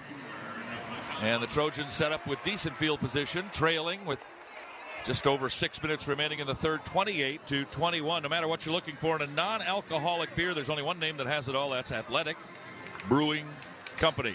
Glad to have you along today on the TuneIn app, free internet radio. You can listen to SC Football, all the biggest college football and basketball games on the TuneIn app. Well, I think, Pete, this offense has got to respond. It might have to respond a couple more times in this game because the Trojans defense doesn't look like right now they have the ability to stop this Notre Dame offense. So this offense for USC has got to come to life here. There's only one thing that's going to stop the Notre Dame offense, and you know what it is. Snap back to Mayava. Throw left side, bobbled and dropped by Deuce Robinson. And a nice defensive play as Moore, the cornerback, had his hands, Leonard Moore, around the waist of Robinson when the ball got there. And because it was bobbled, he turned him around, and Deuce just couldn't find it. Yeah, it looked like Deuce should have caught that one right in his hands right there. Defender did a good job maybe poking it out there, but you expect Two to get physical. He's been getting better at that all year long. Right there, we need to catch that Probably should have had that one. Well, I need to remind you that probably the Trojans need to match scores every time because you can't fall 2 scores behind these guys, I wouldn't think. 28-21 Notre Dame, third quarter action. And it'll be Mayava to run it himself up the middle, and he'll get some decent yards, and he does not give himself up, so dives out to the 44-yard line. Not the fleet of foot that Riley Leonard is for Notre Dame, but he gets 8. It'll be 3rd and 2, and this is a huge play coming up. Yeah, Trojans with some big old splits on that play to open it up a little bit. Mayava with some fancy footwork. I don't know what you're talking about, Pete, but that was Riley S. there. Fancy juking, just not the same speed. Yeah, maybe not the same speed, but he can definitely have some moves on him. 3rd and 2, and the crowd getting interested in this thing right here. Need to get a big 2-yard gain. Jonah Monheim calling out blocking signals. Crunch formation on the right side. And the give is to Joyner. And Joyner will dive out across the line of scrimmage and get 3 where he needed to. And that's a USC first down. Brought to you by your Southern California Hyundai dealers. With a brand new Hyundai, there's joy in every journey. Looks like a flag on the far side of the field, but it's not. But it's a mouth guard. Okay, yellow mouth guard. Got it. They pick that up, get it off the field. 1st and 10 SC. At their own 47-yard line. Trailing 28-21. 5:09 remaining in the third period. Trojans moving towards the torch end. The Coliseum in this third. Shadows coming up on the field on the other side, on the left side. It'll be Mayava to keep. Back up in the backfield. Better get rid of this thing now before you get sacked. At the 40, he's going to run it, but he's not going to get anywhere. And he instead throws it out of bounds. It would have run out of bounds at the line of scrimmage anyway, so really it's 2nd and 10 either way. Yeah, maybe saved himself a yard right there. Maybe. Would have liked to see like Quentin Joyner could just turn around. He could have flipped it to him. It could have caused some damage right there, but he tried to block instead. We've seen Mayava a couple times this season. When he gets in those situations, his eyes kind of drop. It's hard to do, right? You want to keep your eyes on field, but his eyes drop and he starts spinning around there in one of those situations. We've seen that a couple times this year where you think about Caleb Williams, obviously a great one to do it, but kept his eyes downfield, always looking for something to happen. Caleb's here watching the young quarterback for the Trojans. Play clock down to 5. Mayava takes the snap, fakes the handoff to Joyner, winds and throws sideline out of bounds, looking for Deuce. Incomplete pass, and now the Trojans have a 3rd and 10 at the 47. It feels to me, being an announcer and a fan all these years, that you can't give Notre Dame the ball back with a touchdown lead. Not the way things have been going. Yeah, they've tried to attack with number 2 here. I don't want them to forget about Jacoby Lane and then Mekhi Lemon, the 2 guys who've been the go-getters in this offense so far. Obviously, you want to get number 2 going and Deuce going. Sometimes you got to key in on your targets, who the guys who are producing. Trojans had an ineligible receiver, but Notre Dame has responded by declining the penalty, so it will be 3rd and 10. You also got to look at that little slant into Zachariah Branch, perhaps. But Branch jogs off the field. Lemon comes in. Hudson comes in. Out goes Robinson. Out goes Joyner. Out goes Lyons. You've got Jackson, the freshman running back, in there to block, no doubt, on a 3rd and 10 from their own 47, trailing by 7 in the 3rd quarter, starting to run out on the Trojans. And maybe the game, if they don't pick this up, they've got to do something big right here and right now. Handoff to Brian Jackson in the middle of the line, and he gets 2. And the Trojans will have to kick it away. There's some action after the play, but the referees unload that. And Czaplicki will have to come in and punt this thing away to the Irish team that hasn't been stopped on 12 plays for 150 yards here in the second half. Yeah, it looked like Drake Bowen knew it was the run. He called that play. He knew it was going to go down there. Let's go down to Jordan real quick. Go ahead. Yeah, I think that they were thinking this was 4-down territory if they could get a run for 6, 7, 8 yards. But when you only get 3, it's punting time. Czaplicki ready to kick to Hurlman. Hurlman runs up on a bit of a short kick. Bounces. Oh, the Trojans got a lousy bounce. It hit at the 8-yard line, and they looked like they were going to be able to stop it before it went in the end zone, but it just took that funny hop and went straight in. A 56-yard kick, but only a 36-yard net. And so it'll come out on the touchback, and with 3:59 to go in the 3rd, up to a Trojan defense right now that has not shown any ability to stop Notre Dame here in the second half at all. And frankly, the drive previous to that for Notre Dame at the end of the second quarter was 7 plays and 65 yards. So 3 consecutive drives. They've got 3 touchdowns, and it's been smooth. They haven't been stopped at all. No, not a lot of negative plays. It's all been going forward. It's all been the run game. It's been Leonard. It's been Love. It's been Price. Some tight end action. Not a bunch of throws, but it's definitely been the run game from Notre Dame that is causing USC all kinds of problems. You get in those kind of modes, and then you lose a tight end, you lose a wide receiver. Those are the kind of pass plays you can see here. But Trojans got to load up in the box and make Notre Dame try to go to the air, because that run game right now has just been picking up too many chunk plays for the Notre Dame Irish. It took till the 12th game of the season to get Evan Czaplicki to have a touchback as a punt, and that was unlucky. Oh, yeah, that one is a poor luck right there. Look, it just took a quick hop. Mekhi Lemon was getting ready for it, and it just took a quick one into the end zone, or else he would have been on it. A couple of scores for you as we come to the end of the regular season. Only conference championship games next week. The rankings report driven by Kia, and your Southern California Kia dealers ranked number 1 in consumer satisfaction, as we have a break in the action here with under 4 to play in the 3rd.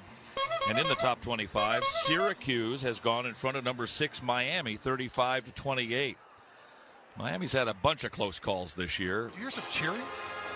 That one against Cal, remember, they were way behind Cal and came back to win it at the very end. 13th ranked Alabama handling Auburn 28-6, and Alabama's got some problems trying to get into the final 12. Arkansas leading number 21 Missouri 14-10, but Missouri's got the ball at the Arkansas 8, first and goal at the end of the third. 9th-ranked SMU leading Cal 21-3 late third.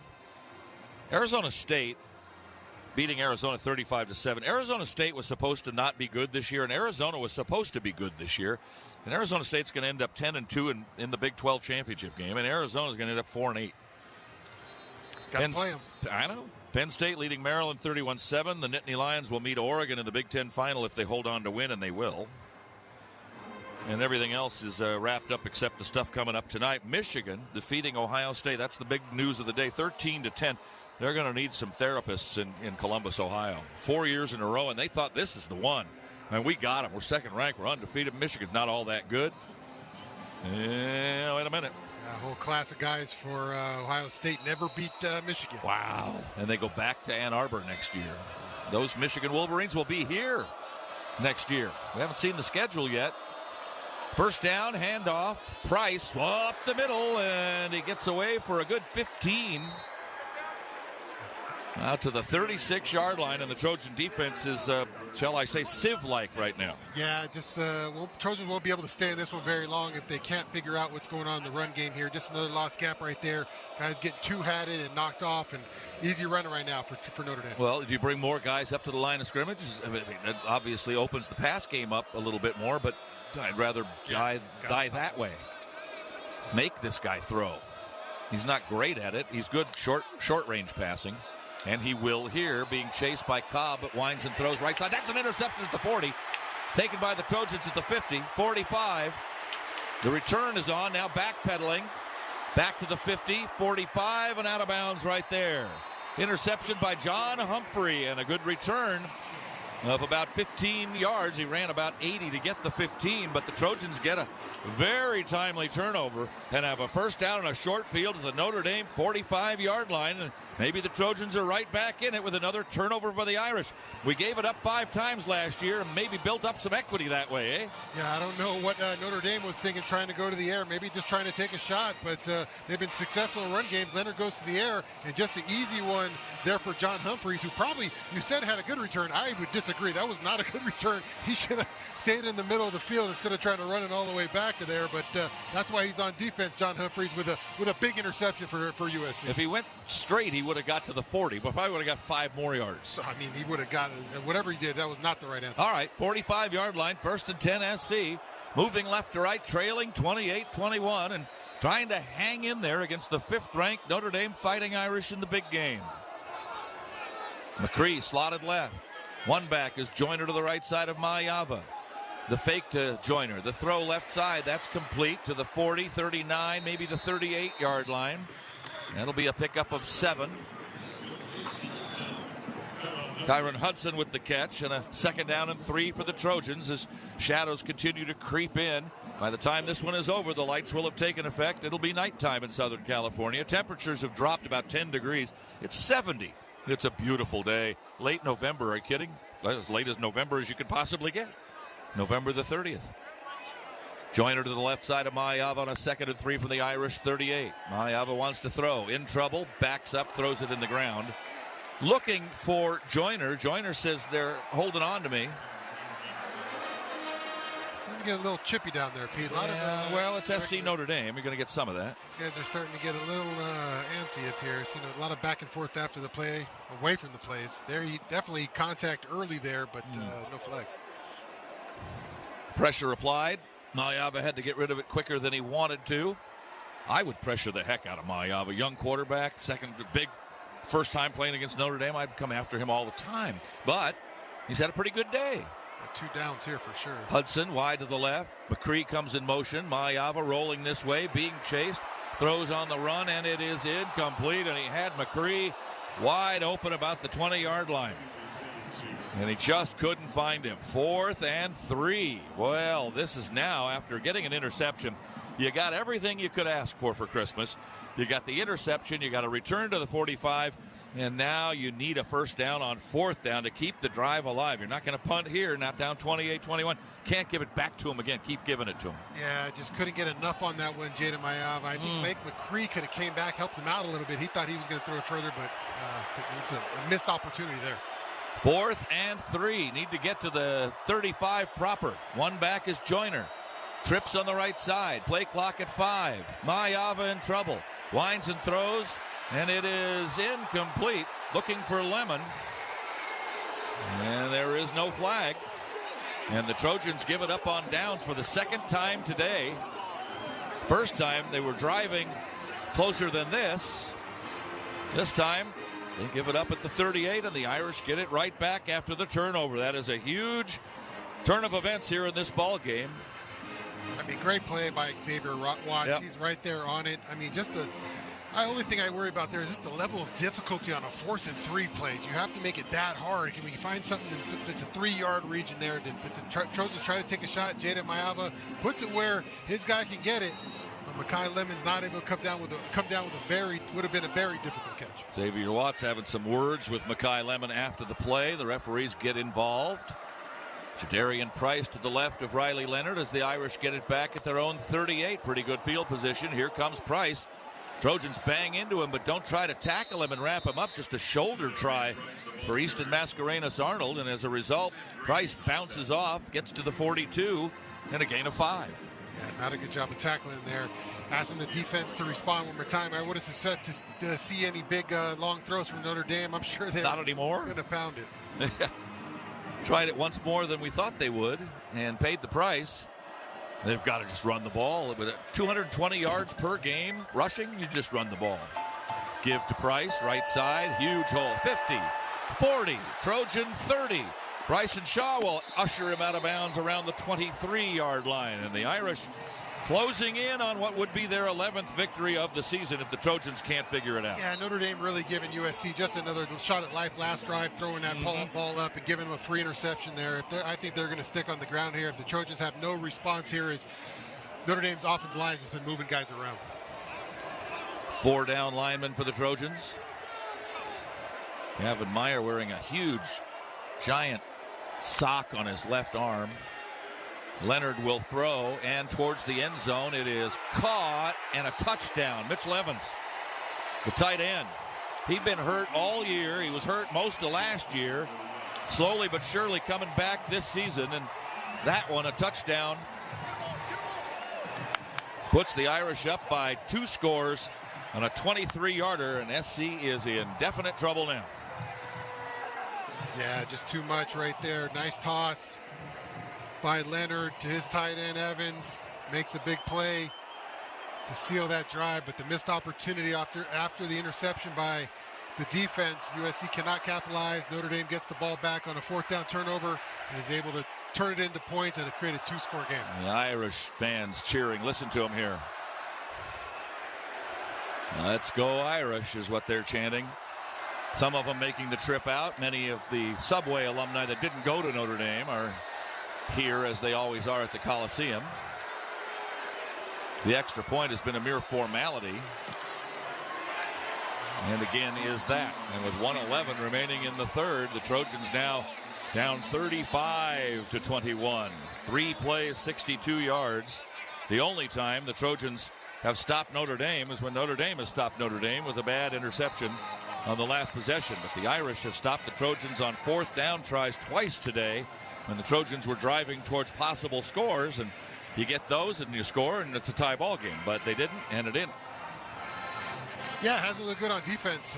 Other than getting that gifted interception, Pete, in the second half, the defense has not really, sometimes in the first half, has just not found an answer for this run game. And we talked about it coming into. This is a top 5 run game, Pete. This is Jeremiah Love, Jadarian Price, 2 great running backs. You throw in a quarterback who can run. This is one of the top run games in the country, and Trojans have really just struggled with it. It's been a challenge for them, and we knew it was going to be a challenge coming in. Maybe thought they could find some holes, but Notre Dame has done a good job of, kind of just crushing the Trojans in the run game all day. And some Trojan fans question the Notre Dame schedule. Had a great win at Texas A&M to open the season. That's a tough place to play. Purdue's terrible. They beat them bad. Miami, Ohio, nothing to write home about. Neither is Stanford. But Louisville, Georgia Tech that took Georgia to 8 overtimes. Navy, Florida State, Army. Those aren't bad football teams. Florida State's pretty bad. Okay, all right. But generally speaking, when you play Florida State, you're thinking, well, we're going to have some problems because they're big and physical. Here's Lemon. Nothing this time. 16-yard line. I just think when you look at Notre Dame, you just didn't know what they were. They would go into games, they dominate these lesser opponents, and you thought, hey, maybe this team could be great, or they might not be that great. But I think we're finding out as this thing goes along, you keep putting together great games like this. This Notre Dame team, they're something to reckon with. They can only play the schedule they're given, and that's what they've done. They've done the right thing. What they've done. And they've blown out those lesser opponents. There hadn't been a close game amongst them, except for the Northern Illinois loss. That just defies gravity. Yeah, Trojans have had some success on offense. Not a lot of teams have. Only one other team has scored more than the Trojans, and that's Louisville this year in a loss. But Trojans have had some success on offense. It's defensively against this Notre Dame offense they haven't figured it out. Is it over? No. A minute to go in the third. If the Trojans score here, they're back within a touchdown, and they're still in the ball game. But score here, they almost must. Hand off to Joyner. He's got some room and gets away and gets out across the 25 to the 28-yard line. Pickup of 11, and that's a USC first down, driven by your Southern California Hyundai dealers. First and 10 Trojans at the 33. You're almost going to have to score every time you get your hands on the ball the rest of the day. Yeah, the way the defense has looked against the offense, it looks that way. You're going to probably have to get a fortunate turnover as well. You played in this thing against UCLA and Notre Dame back-to-back weeks. How tough is it to get up for both of these games? Not very difficult at all. Really? Mayava to throw on first down. Wobbler. Walker Lyons had it in line, but there were Notre Dame defenders all around, and it's knocked away. And why talk to the guy you're guarding? You made the defensive play. You've already proved yourself, and yet you feel the need to get up, and Drake Bowen chattering with the intended receiver, Walker Lyons. Why? Just get up and go. I thought Walker Lyons had a chance that one. He put it on his hands right there. He just, a lot of distractions on that play, but the ball was in his hands. Just couldn't come down with that one. We saw that they handed off to Joyner, so it's not a situation where the Trojans have to throw on every single down. They can run the ball, and plenty of time to run the ball. Have been successful in doing so. They just need to score on this drive. They just need to get a stop on defense, really. Well, sure. But first things first, you have to score here to get back to within 7 before you get a stop. Mayava on 2nd and 10, left side. Hudson falling backwards, incomplete. Leonard Moore defending, 3rd and 10, and this one's starting to slip away from the Trojans. He's missed his last, 4 out of his last 5. I think that's 7 out of his last 8 now have been incomplete for Mayava. And these are tough throws, Pete. These are not easy throws here. Just asking him, Jaden Mayava, to do a lot here on some of these back shoulders, over the top to Mekhi Lemon, up top to a tight end. So these guys are guarding him tough here. These are challenging throws. And you think the Notre Dame secondary is beat up or doesn't have guys, but they've only given up 140 yards a game through the air. Throw caught by Ford. Ford will get the first down. Notre Dame's side of the 50. Down to the 45 to the 42-yard line, and that's a first down for the Trojans. And that'll be the end of the third quarter. Will the Trojans have a comeback in them? Will the Irish be able to be stopped ever? After 3 quarters at the Coliseum, it's Notre Dame 35, USC 21. Back with the 4th and final after these messages on the ESPN LA Trojan Media Network. Give back this holiday season and join the fight against hunger with SiriusXM and Why Hunger's annual donation drive. Bid on items signed by Dave Matthews.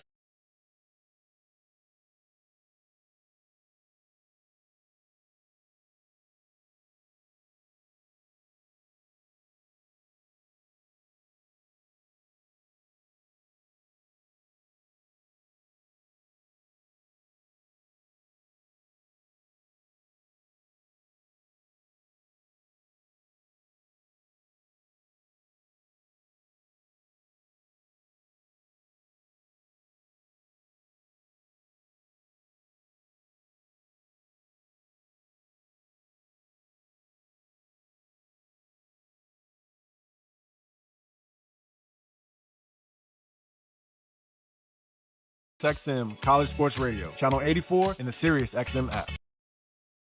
If you're a big sports fan like me, sometimes the best part about watching a football game are the pre- and post-game shows. Well, it's the same for probiotics. The most important part of probiotics are the prebiotics and postbiotics that come along. Not all probiotics have this superior combination. That's why I only buy Dr. Ohhira's probiotics. You see, prebiotics feed the probiotic colonies in your intestines, and postbiotics are the organic nutrients produced by Dr. Ohhira's 3-year fermentation process that become the foundation for long-term colonization colonization of the good bacteria in your body. This is so important. No other probiotic formula has this. As I get older, I want to protect my health the best I can and use only the best supplements that are available. So score a touchdown for your health. Get Dr. Ohhira's probiotics today. Dr. Ohhira's Probiotics. Available at Sprouts, Natural Grocers, Whole Foods, Vitamin Shop, and other natural health retailers nationwide. These statements have not been evaluated by the FDA. This product is not intended to diagnose, treat, cure, or prevent any disease. Decidedly, Notre Dame won. They went 6 for 75 to take the lead. Trojans tied it. Then Notre Dame went 6 for 75 to take the lead. Trojans got an interception and had the ball on the Notre Dame side of the field after the return, but were turned away on a 4th and 3, and the Irish scored immediately thereafter to make it 35-21. Now, SC has the ball here to start the fourth quarter, and if they can score, they can stay in the game, but to stay in the game and win the game are two different things. The statistics on this thing, fairly upside down now. Notre Dame has run just 2 more plays than SC, but has 120 more yards.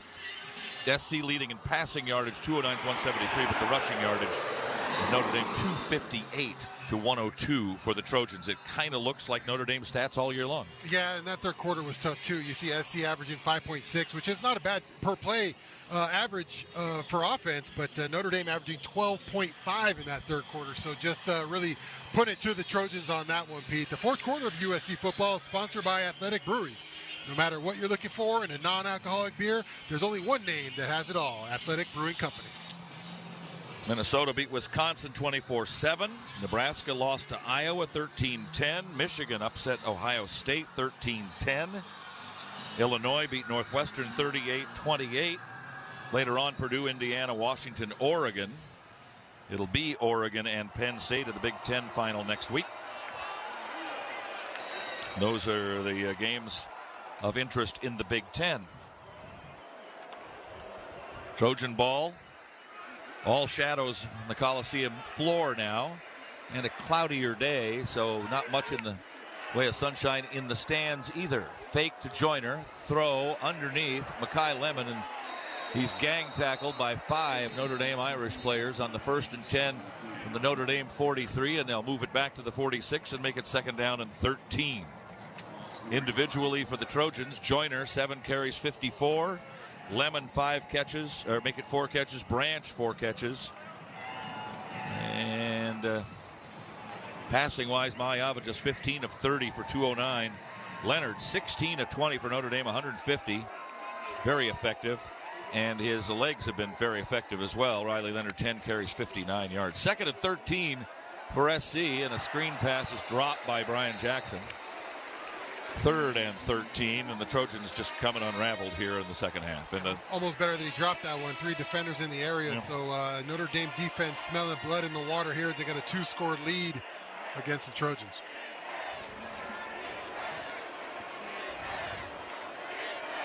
Fourth and 13. Lots of time left if something miraculous were to happen. But it's been mostly Notre Dame here in the second half. Jackson goes away in motion. Woody Marks injured in the first quarter. We haven't been told officially what that injury is, but he has not been able to play. Throw for Mayava, looking for Deuce, knocked away beautifully at about the 15-yard line. That's a nice play by Christian Gray. Their secondary looks pretty good to me. They've been right there almost all day long. Yeah, these are hard passes to complete. It's the level of difficulty on some of these passes is tough, Pete. You're going to try to keep going to these guys. Eventually, Notre Dame's going to have some success right there, and they get up right there. Christian Gray on another deflected ball. Looked like Deuce might have had a step, but Christian Gray does a good job getting it here. Now the Trojans in real trouble here as they got to punt it away down 2 scores against the Notre Dame offense, who's put up 35 already, which is the most points the Trojans have given up this year. So Notre Dame looking to add to that. Well, they did that last year with 48. Fair catch called on the Czaplisky punt at the 10-yard line. So Notre Dame, with their longest field in a while from the 10, have to go 90 here. I don't think they're going to be in a particular hurry. No. And if they score again and make it 42-21, you can warm up the bus. Well, they haven't been in a particular hurry all day. Just big chunk plays in the run game and the pass game. Time out on the field with 14:06 to go in the old ball game and the regular season. It's Notre Dame 35, USC 21. Back after these messages now on the ESPN LA Trojan Media Network. USC Football and Children's Hospital Los Angeles continue to support the pediatric needs of our community. For over 120 years, CHLA has been at the forefront of providing exceptional medical care for children across California. Recognized by U.S. News and World Report as the #1 children's hospital in California, CHLA has consistently ranked among the top national hospitals and has been on the honor roll of best children's hospitals since its inception. Whether it's routine care or life-saving treatment, families trust CHLA for its world-class pediatric care. To learn more, visit chla.org today. Are you ready to unleash the beast? Monster Energy is here to give you the edge this college tailgate season. Loaded with bold flavors, our powerful blend gives you the energy you need to push you beyond your limits. Tune in all season long with Monster, the energy drink of ESPN Radio College Football Tour. Power your performance with a drink that's as hungry for victory as you are. Crack open an ice-cold Monster and dominate the competition. Monster Energy. Unleash the beast. Grab yours today. It's time to recharge, reconnect, and rediscover your perfect combination at Pechanga Resort Casino. And with your resort favorites back in action, there's all of the excitement and comfort you love with the peace of mind you can depend on. So whenever you're ready for a little rest, a little relaxation, and a lot of fun, we'll be here. Play your perfect combination at Pechanga Resort Casino today.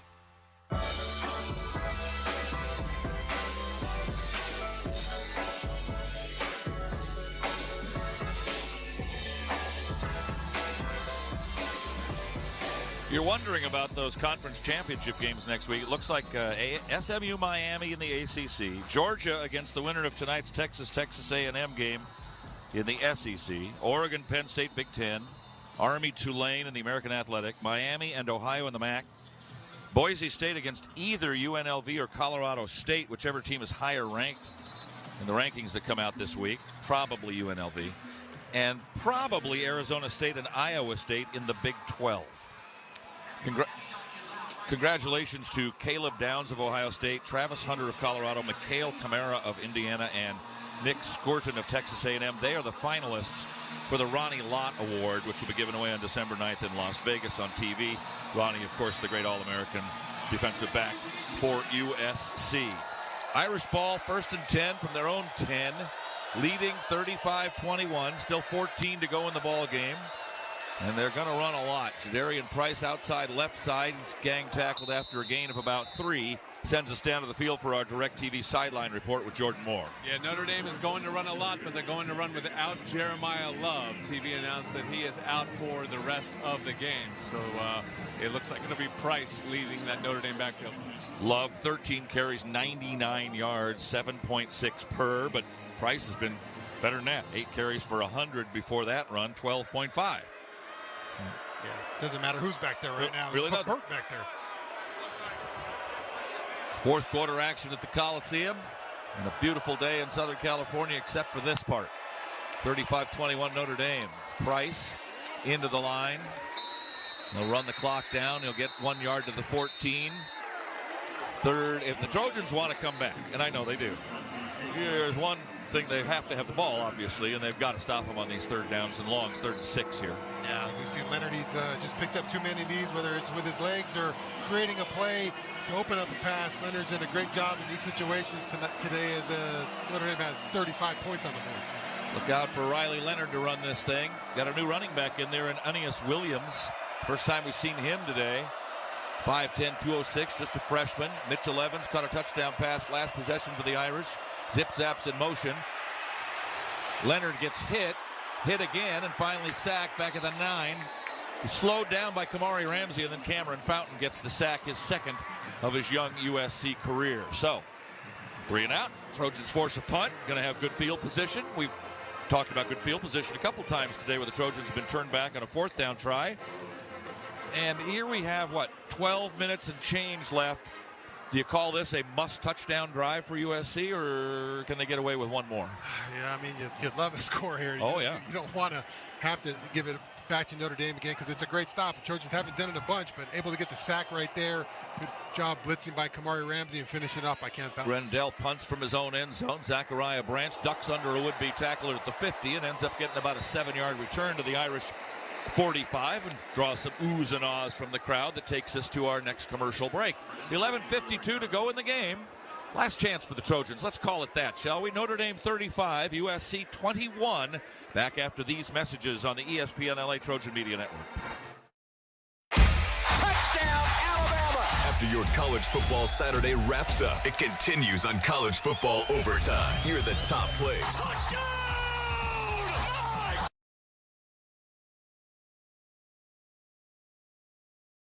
Overtime with Denton Day. He's an alien. He's a freak. He's a mutant. He's the best player in college football. Every Saturday starting at 11 p.m. Eastern on Sirius XM College Sports Radio, Channel 84, and on the Sirius XM app.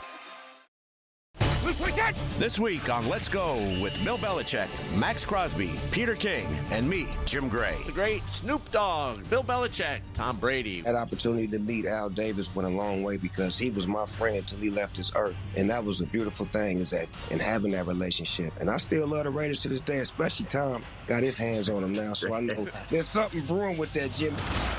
Listen to the extended version of Let's Go, now available exclusively on the all-new Sirius XM app. With NFL Sunday Ticket now only $89, there's a lot to be thankful for. Like stuffing your living room with lions, and ravens, and cowboys, and commanders, and broncos, and bears. Not literally, of course. That would be dangerous. Get NFL Sunday Ticket on YouTube TV for $89. Offer ends December 2nd. Sign up at youtube.com/NFLST. New users only. Terms and embargoes apply. No cancellations. Content restrictions apply.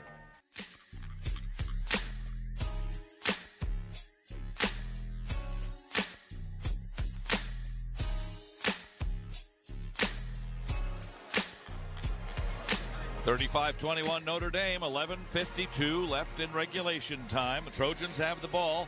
Pretty good field position here as we get back to action after the timeout. Ocean views, magical sunsets, a luxury resort like no other. Discover Terranea, located along the stunning Palos Verdes Peninsula in Southern California. Book your getaway to Terranea now at terranea.com.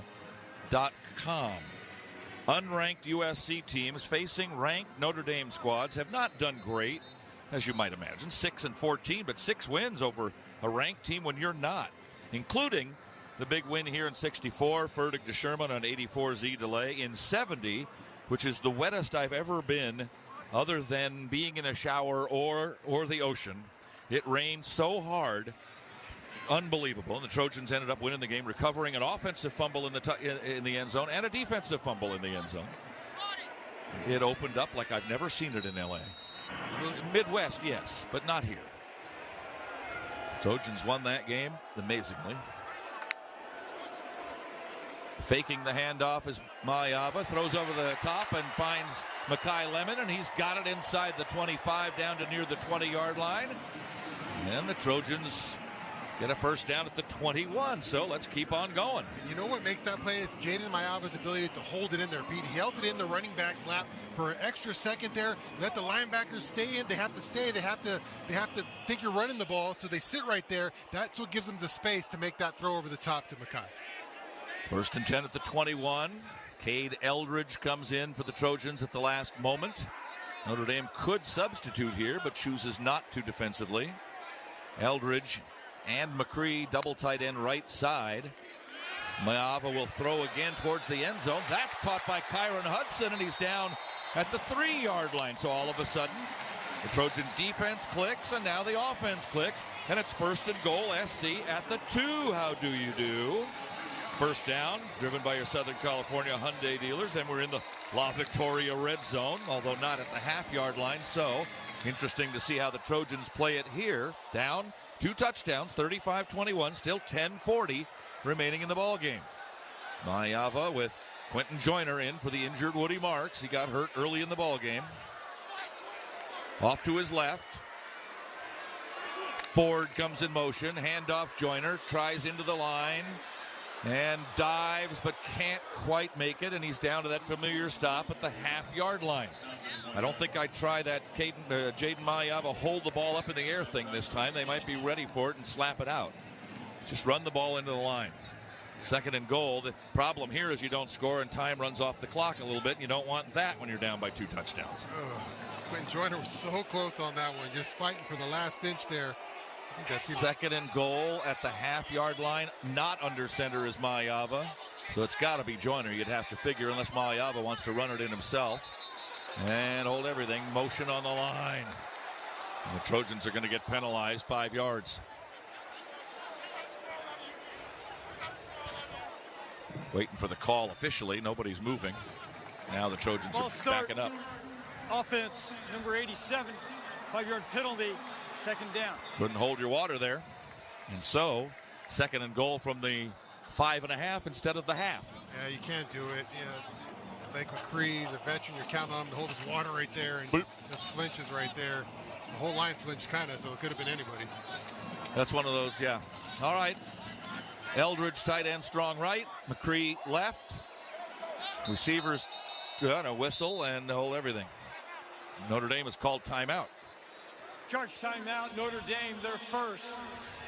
This is a 30-second timeout. All right, we'll keep it here then. The Joint Chiropractic can help ease your pain and keep you moving. To learn more and to claim the $29 new patient special, visit thejoint.com today. We haven't talked much about bowl games. We have another game. It's an SC bowl game, and mostly we hear Sun, Las Vegas, Los Angeles. Might have to do with this. If the Trojans were to mount a miraculous comeback in this thing and beat Notre Dame, then you could get something else into play, I suppose, because you'd be maybe a little more viable as an opponent. You'd have a nicer record and all that. Yeah, nothing against our man Harry Ruiz, our Spanish broadcaster, but I don't know if I love to go to El Paso there, Pete. Vegas, start the season in Vegas, end the season in Vegas. That'd be all right. All right. All right, with our producer Gia Larez. I wouldn't mind going to SoFi, doing a game from SoFi. It'd be kind of cool. We haven't done a game there, huh? All right. Jake Jensen is in at quarterback for USC, number 17. First time we've seen him. Twin receivers right, Ford and Hudson. On second and goal from the 5.5. Joyner in the backfield. Jensen will keep and get to the 5.5. What's going on? I don't know what happened there, but good tackle by Riley Mills. And Mayava comes back in. The Trojans' red zone troubles continue. It's going to have to be a question about that one. Oh. Obviously, Jake Jensen comes in. You're going to know he's going to run it there. He's not going to throw the ball. So Notre Dame ready for that. Instead of having Mayava in there, going to have to figure out what happened. Well, you've got 2 plays to get 5.5 yards. You're probably not going to win this one. They've been turned away on 4th down a couple of times today. They'd like to not have it be 3. Mayava back in, winds and throws. Jacoby Lane again. That's his second touchdown catch. Catches it at the goal line, steps in, unimpeded, with an Irish defender right behind him. The Trojans score with just under 9 minutes to play in the game. A 6-yard touchdown pass. Mayava to Jacoby Lane. And the Trojans back within a touchdown. Never say never. And a great route by Jacoby Lane, selling like he's going to go that back shoulder fade throw up top and spins back into the middle. Makes a big touchdown pass right there and really saves their coach Lincoln Riley from taking more questions about that Jake Jensen quarterback draw play. Extra point. Need them all. Up and good. Time out on the field. 8:43 to go in the 4th quarter. I don't know. If I knew, I'd tell you. 35-28. Notre Dame by 7. Back after these messages on the ESPN LA Trojan Media Network. Through the years Welcome your family and friends home with timeless Christmas music and carols on Hallmark Radio. It's the most wonderful.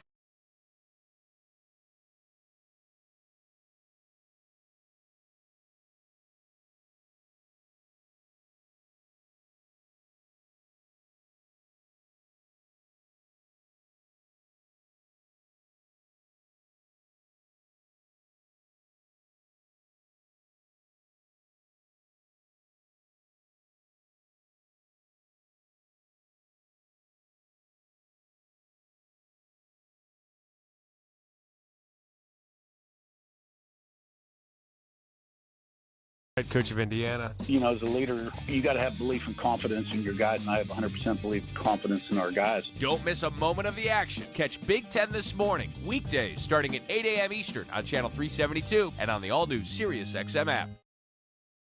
Is there any trip more delightfully unpredictable than a road trip? After all, who knows where the road will take you? Who knows where you'll stay? Will it be that no-name hotel that says no to every request? No, you'll have to find the elevators yourself. Or maybe the one with the extra stale Danish for breakfast. I think I broke a tooth. When you want a place you can always rely on wherever the road takes you, it matters where you stay. Welcome to Hampton by Hilton. Don't forget about our free hot breakfast. Hilton, for the stay.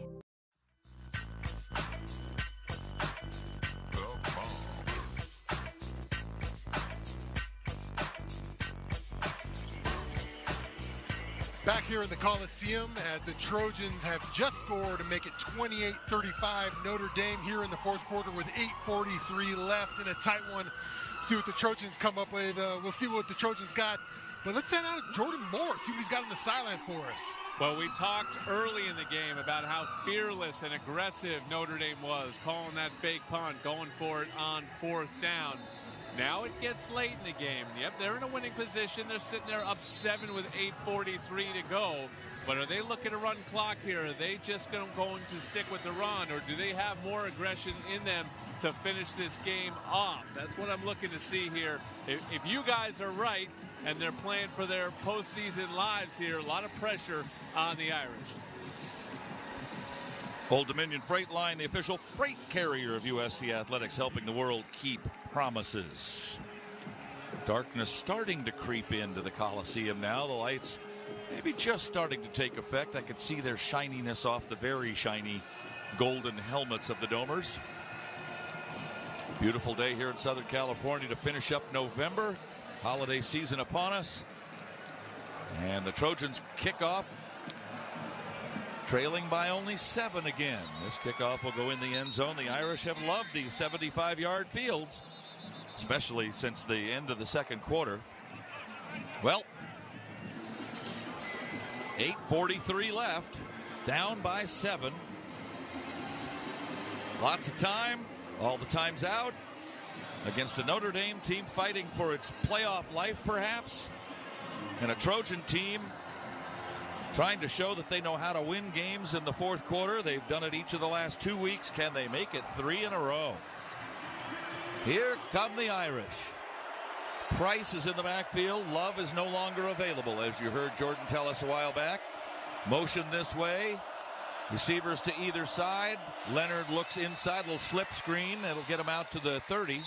Pickup of 5. That one caught by Jordan Faison, who was the Sun Bowl MVP last year out of Fort Lauderdale. Stopped by Mason Cobb. 2nd and 5.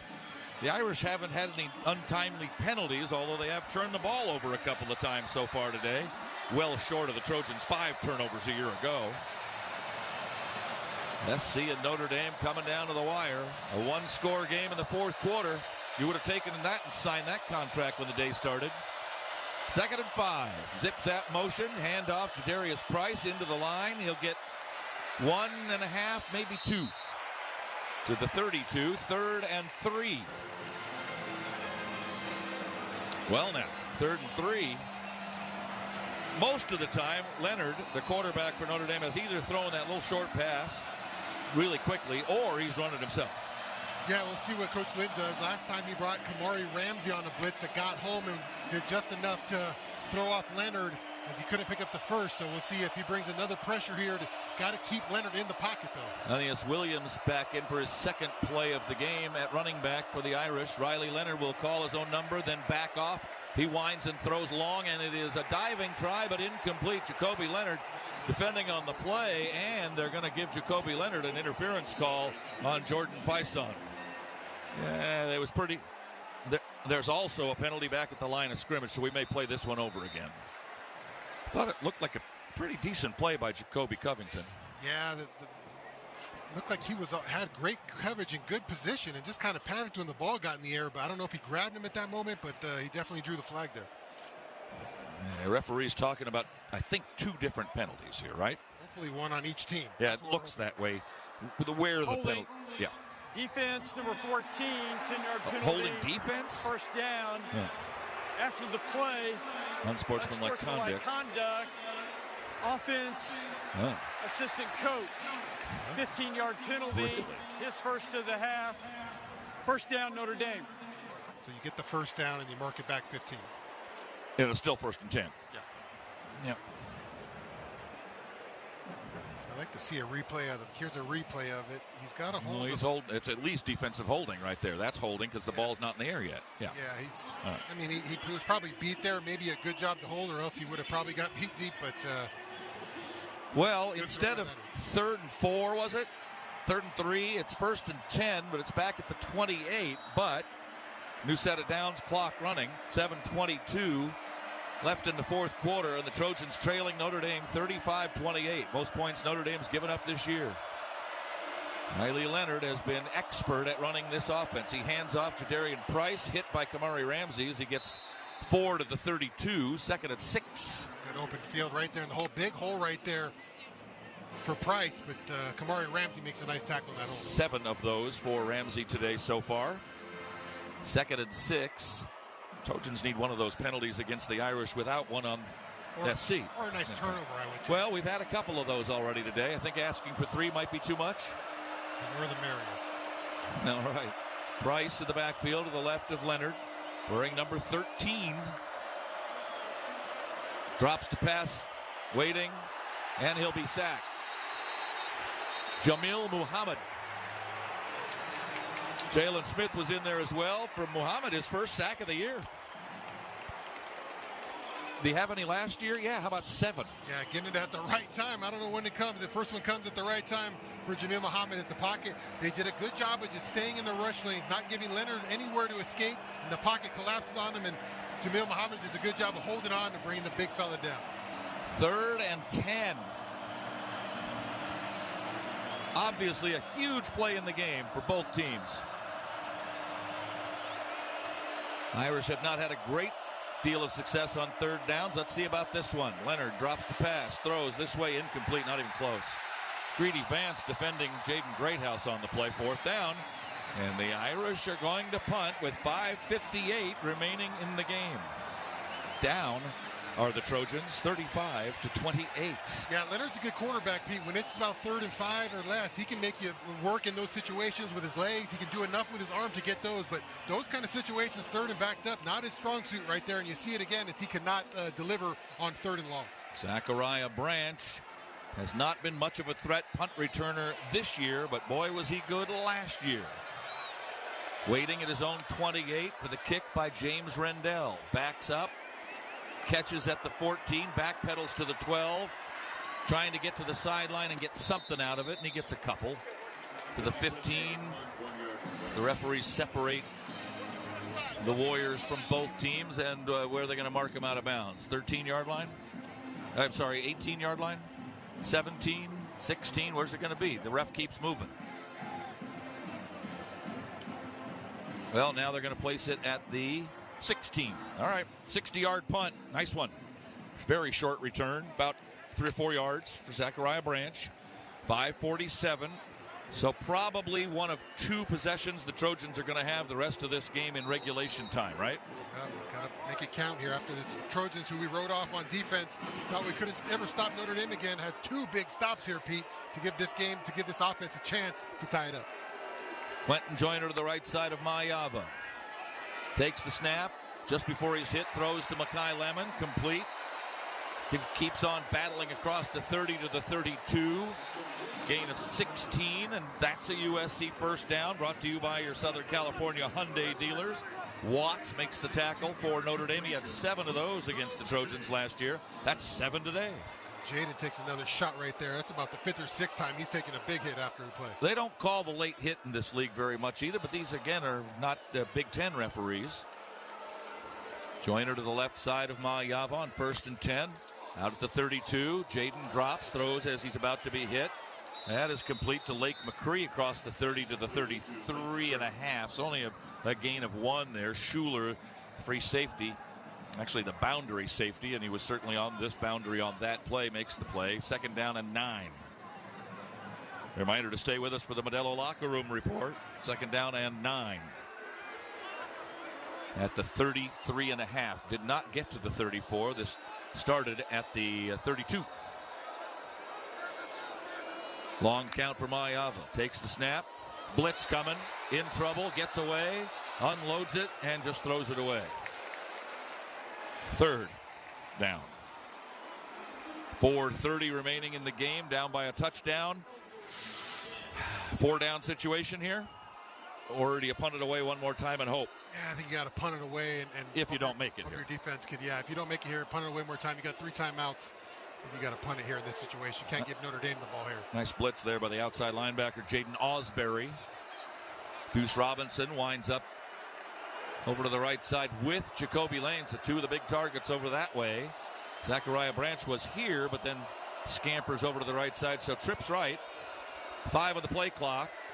Mayava takes the snap on a big 3rd down and 10. Throw up the sideline, caught by Robinson, but I think he's out of bounds. Oh, they're going to say it's a catch. I want to see this one again.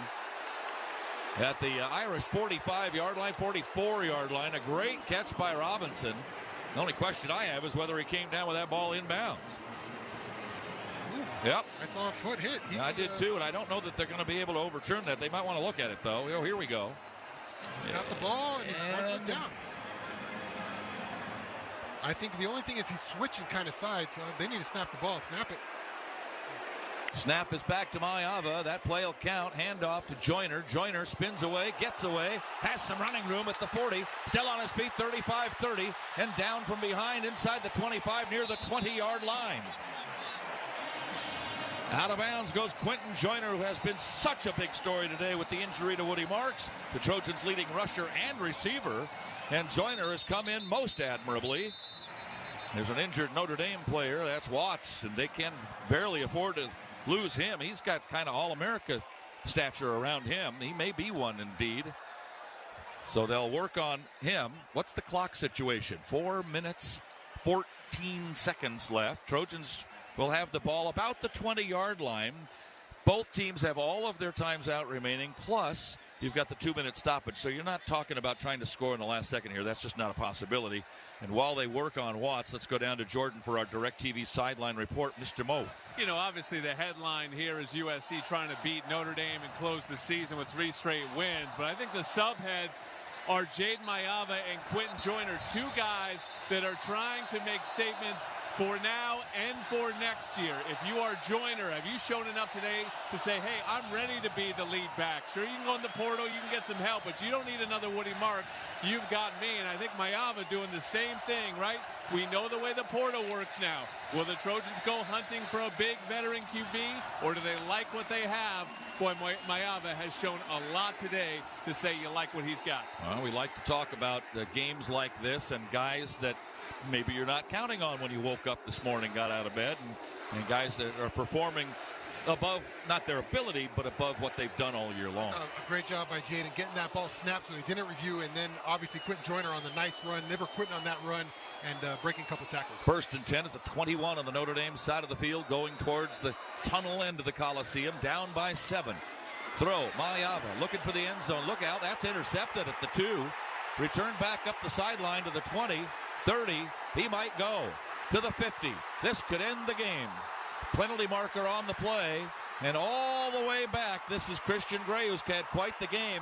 That is a 98-yard interception return, but there is a penalty marker on the play, and we'll have to wait and see what it's all about. The flag is at the 32-yard line, and all you can hope for if you're the Trojans is that this is against Notre Dame. Otherwise, for the 2nd straight year, a long, crushing play for Notre Dame late in the ball game to probably put this thing away.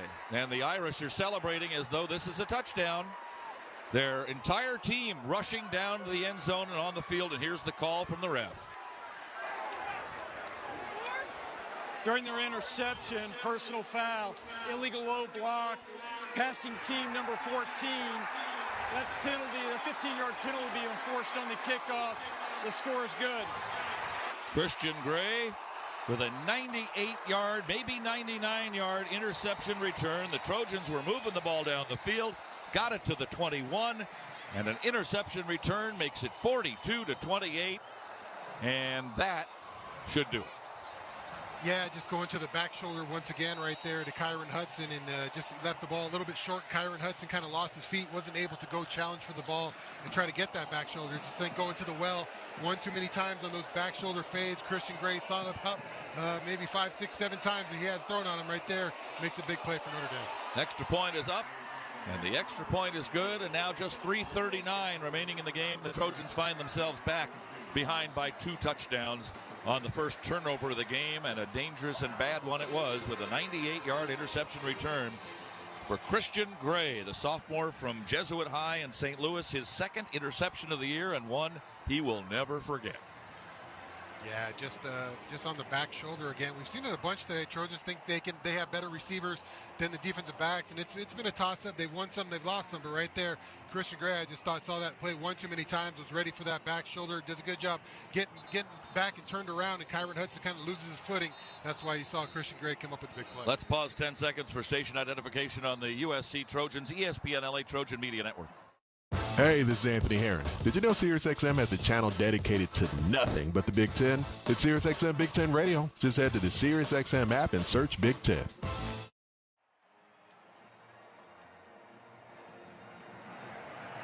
Jordan Moore on the sideline. Go ahead. Yeah, I was right in front of it. I just don't think Kyron had any idea the ball was coming his way. I mean, usually the thing about the back shoulder is it's a high degree of difficulty, but I feel like you rarely see picks on it. But in that case, the DB recognized that the ball was in the air coming his way. I don't think Kyron ever really noticed that was happening. It goes as a 99-yard interception return, so it can't be anything but a record-tying interception for Notre Dame and against USC, for that matter. 3:39 left. It would take a true miracle now for the Trojans to come back and win this game. Down 42-28, kickoff into the end zone. This is one of those, we saw one a few years ago during COVID time where you got a score, onside kick, and score again. We saw one. Yeah, it's going to be tough against this defense here. Not impossible, but not great odds. Yeah, it just kind of sucked the life out of the building. Sure did. They're all heading for the exits now. Yeah, it was the Trojan fans were getting hyped. You're starting to move the ball. Yeah. You're feeling good, and that one right there takes the air out of the building. I'm sure it's hard to bounce back if your offense get fired up for this drive because it's. I don't like to second guess coaches, but in this case, I think to myself, why not take a little time off the clock and run the ball a little bit? And if you try the touchdown there and you score there, you're giving Notre Dame the ball back with 3:39 to go. Although SC's defense has played okay the last couple of times. Everything gets second guessed. Yep. Big game especially. Let's go Irish is the chant. They're not leaving. The Trojan fans kind of are. Mayava throws. This time Lemon will catch it inside the Irish 45. Where was that a play ago? And guess who's defending? Christian Gray. Well, he says, hey, I caught the last one, ran 99. What do you want? Yeah, he's tired. Maybe a good time to pick on him right now. Just took it 99, so go after him again. Trojans will have to score quickly here. They do have all their times out remaining, plus the 2-minute stoppage. So if you get it in and get a stop, who knows? Who knows? Joyner to the right side of Mayava. Waiting. Throws over the middle. That's complete. Kyle Ford inside the 35 to the 33. Ford playing his final game at the Coliseum. Gotta hurry up here. 2nd and 2. Trojans quickly back up to the line. That'll leave yourself some time if you score. The Irish are probably just thinking, keep the thing in front of you. That's all, up by 2 touchdowns. Handoff to Joyner. He'll get to the 28. That'll be enough for a first down. Stop the clock, move the chains. 2:37, 2:36. Clock should be stopped to move the chains just briefly. It isn't. 2-minute warning coming up. Trojans would love to score before that if they can. 28-yard line, however. 1st and 10. Down by 2 scores. Mayava throws sideline. Lemon 20, 18 in the La Victoria red zone. Out of bounds at the 17. Gain of 11. Clark defending. 2:14 remaining in the game. Down 42 to 28. Trojans trying to get back to within 1. And when you're within 1, you've got a chance. They could drop it. You've got all your times out. You could stop them. There's lots of things that could happen, but you got to get going. Now back down to the 17. It's not as though the Trojans haven't had chances today. More chances than this. Now Notre Dame will call timeout. Or we'll come down to the 2-minute warning. 2-minute timeout. We will take a break with them. 42-28 Notre Dame. Let's come back and see how this thing finishes after these messages on the ESPN LA Trojan Media Network. Here in California, we are all about chill. From hitting the beach or going on your favorite hike to going all out and pulling for our teams to win another championship. No one is more chill than us. One thing, though, that ties us all together, enjoying all that California has to offer with great friends and a cold Coors Light. Pick up icy cold Coors Light today or even get it delivered to your door today. Visit CAChooseChill.com to learn more. 2024 Coors Brewing Company, Golden, Colorado. Celebrate responsibly. Love staying ahead of the game with the latest tech? Meet Helium Mobile, the first phone carrier powered by the people. Experience coverage from the nation's largest 5G network and a network built by people like you. For just $20 a month, get unlimited talk, text, and data. Plus, earn crypto for contributing to the network, which you can use to pay your phone plan. Whether you're a USC Trojans fan, student, employee, or just trying to save a buck on your phone bill, Helium Mobile is for you. Make the switch today at HelloHelium.com. Fight on. Inspired by Southern California's laid-back yet active lifestyle, TravisMathew creates premium men's and women's apparel designed to make you look and feel your best no matter the activity. Now, TravisMathew brings that same style to USC fans with their first-ever collegiate collaboration. Designed with the iconic cardinal and gold, this collection carries the tradition and legacy of USC. Gear up for game days and style. New customers get 20% off their first order with code 710 at TravisMathew.com. That's code 710. Offer valid online only.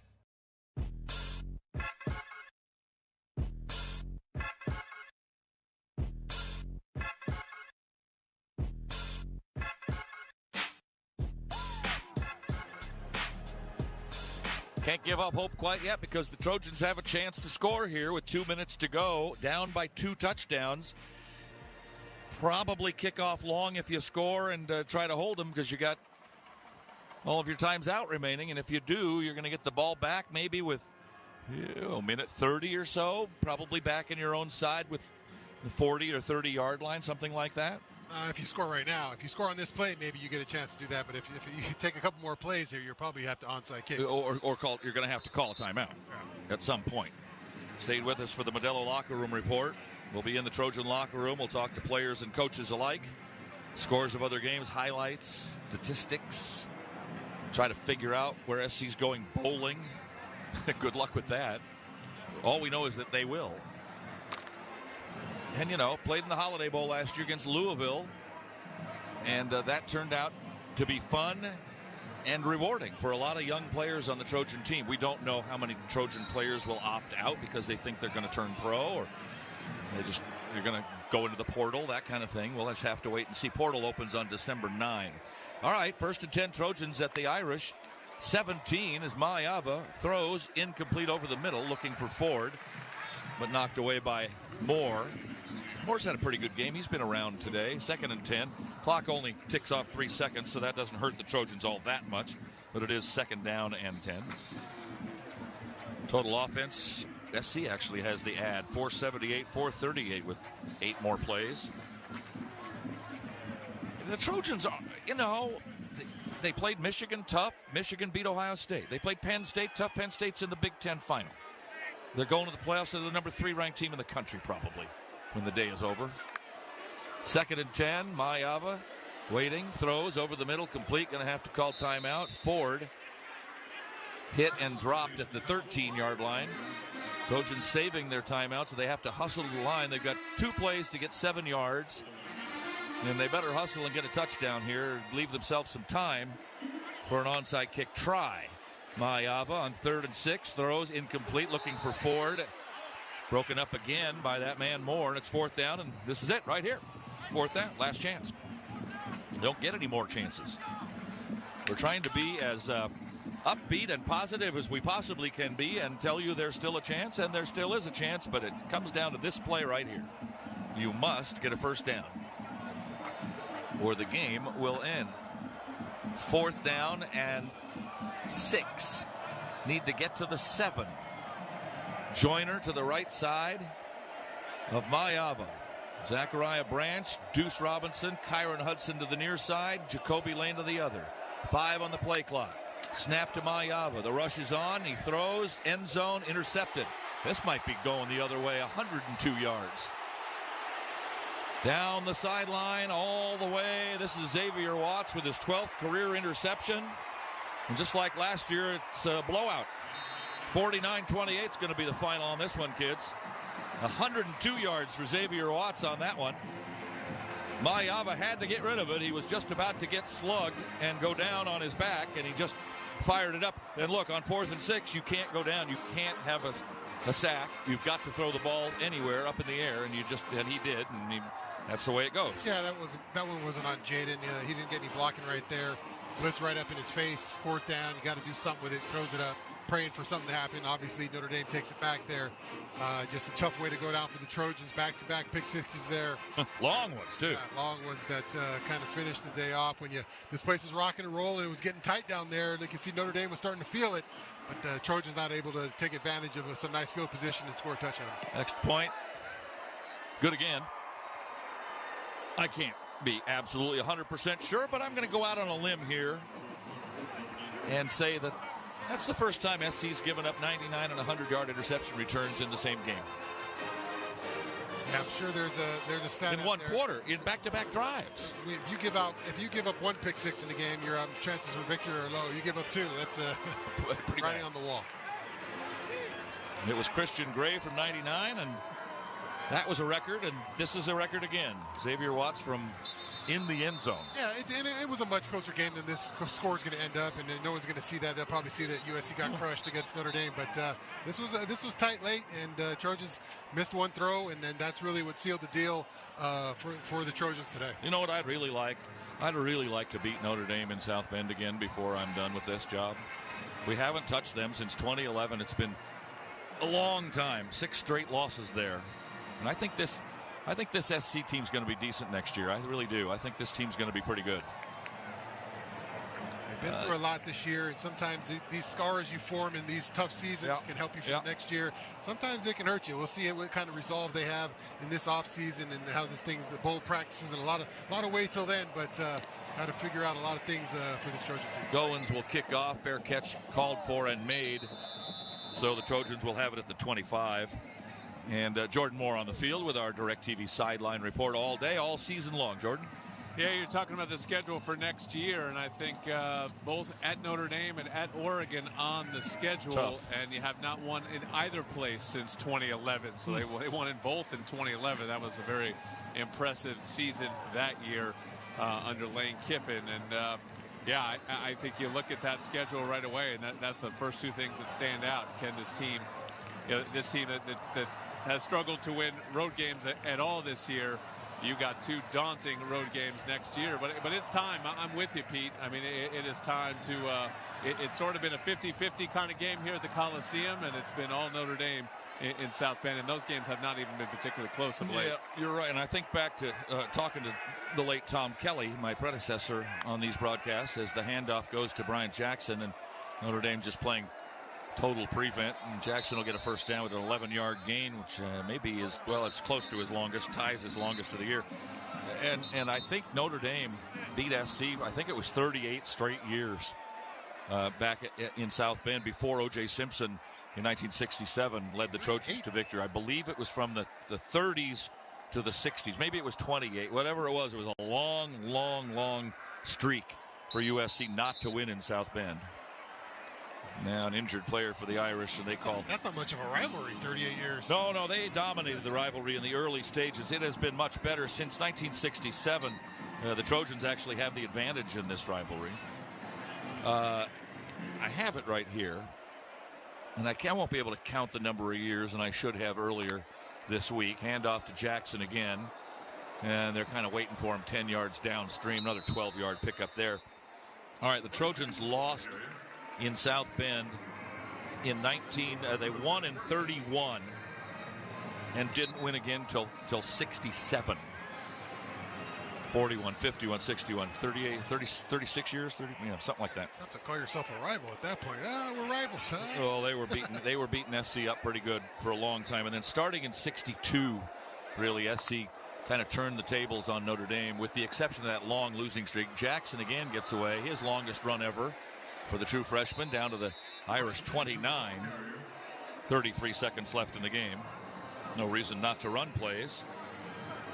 The Irish had that long streak from 1983 through 95 without losing to SC. Trojans did the same from 2002 to 2009. You never lost to them.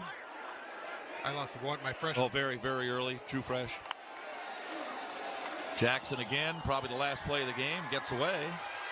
20, 15, 10, tackled at the 9. 17 seconds to go. Trojans going to call timeout and try to score on these guys one more time. Why not? Why not? It's Notre Dame. No one told Brian Jackson this one is over because he looks like he might be the only one out there playing. Timeout. Well, last game of the year. I mean, can't take the timeouts with you. You might as well play. Now, Irish fans are booing, but don't you have to try till the game's over? Just play. Play the game. I don't care how Notre Dame feels. Clock's going to run out on you anyway. Just play the game.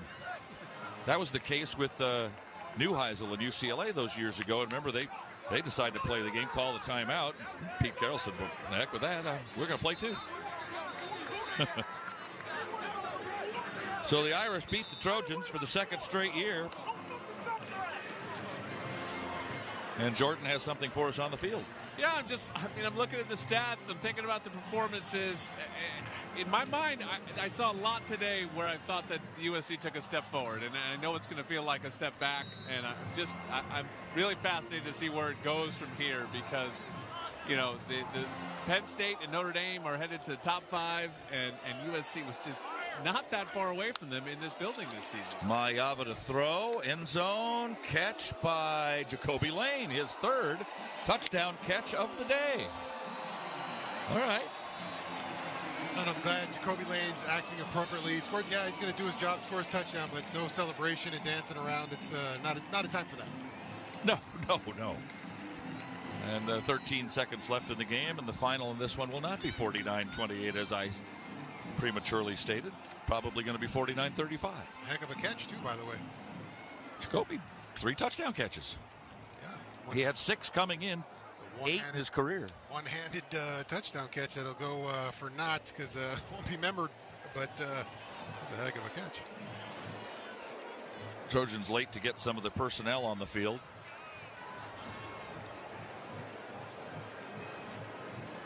Now we're all set. Extra point try. Jordan, what do you want? I'm just wondering what their season high for yards given up is this season, Notre Dame. Got to be this. No, I know. I'm just saying, was anyone even close to this? I mean, I'm just looking at the board. 557 yards. Their average on the season was less than 3. Kick is up and good.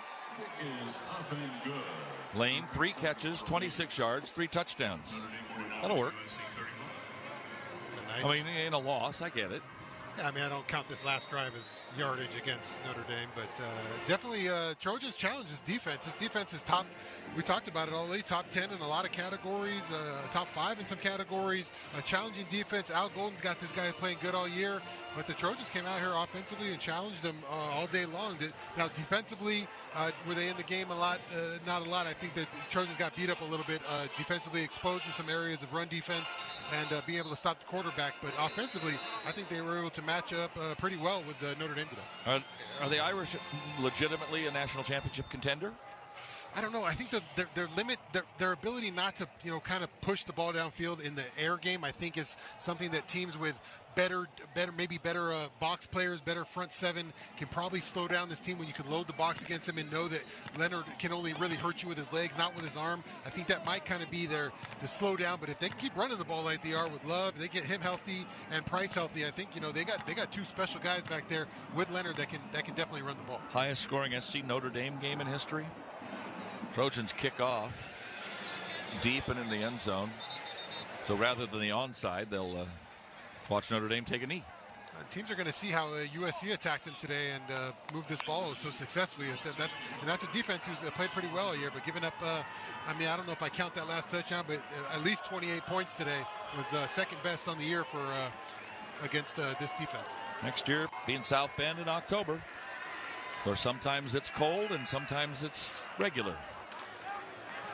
And the crowd is always good and the trip is always great. And if you are a USC fan and you've never been, you need to go. Steve Angeli taking the final snap of the game. By the way, it's the 20th anniversary of the Bush Push next year. That seems impossible, doesn't it? Clock runs out. And the Irish win this one here convincingly. They were very good. The Trojans had a look at it, but couldn't seal the deal. A couple of long interception returns made the score look much worse than it was, probably. The final score of today's game, presented by Wells Fargo, official retail bank of USC Athletics. And today's final, Notre Dame 49, USC 35. Back after these messages on the ESPN LA Trojan Media Network. Here in California, we are all about chill. From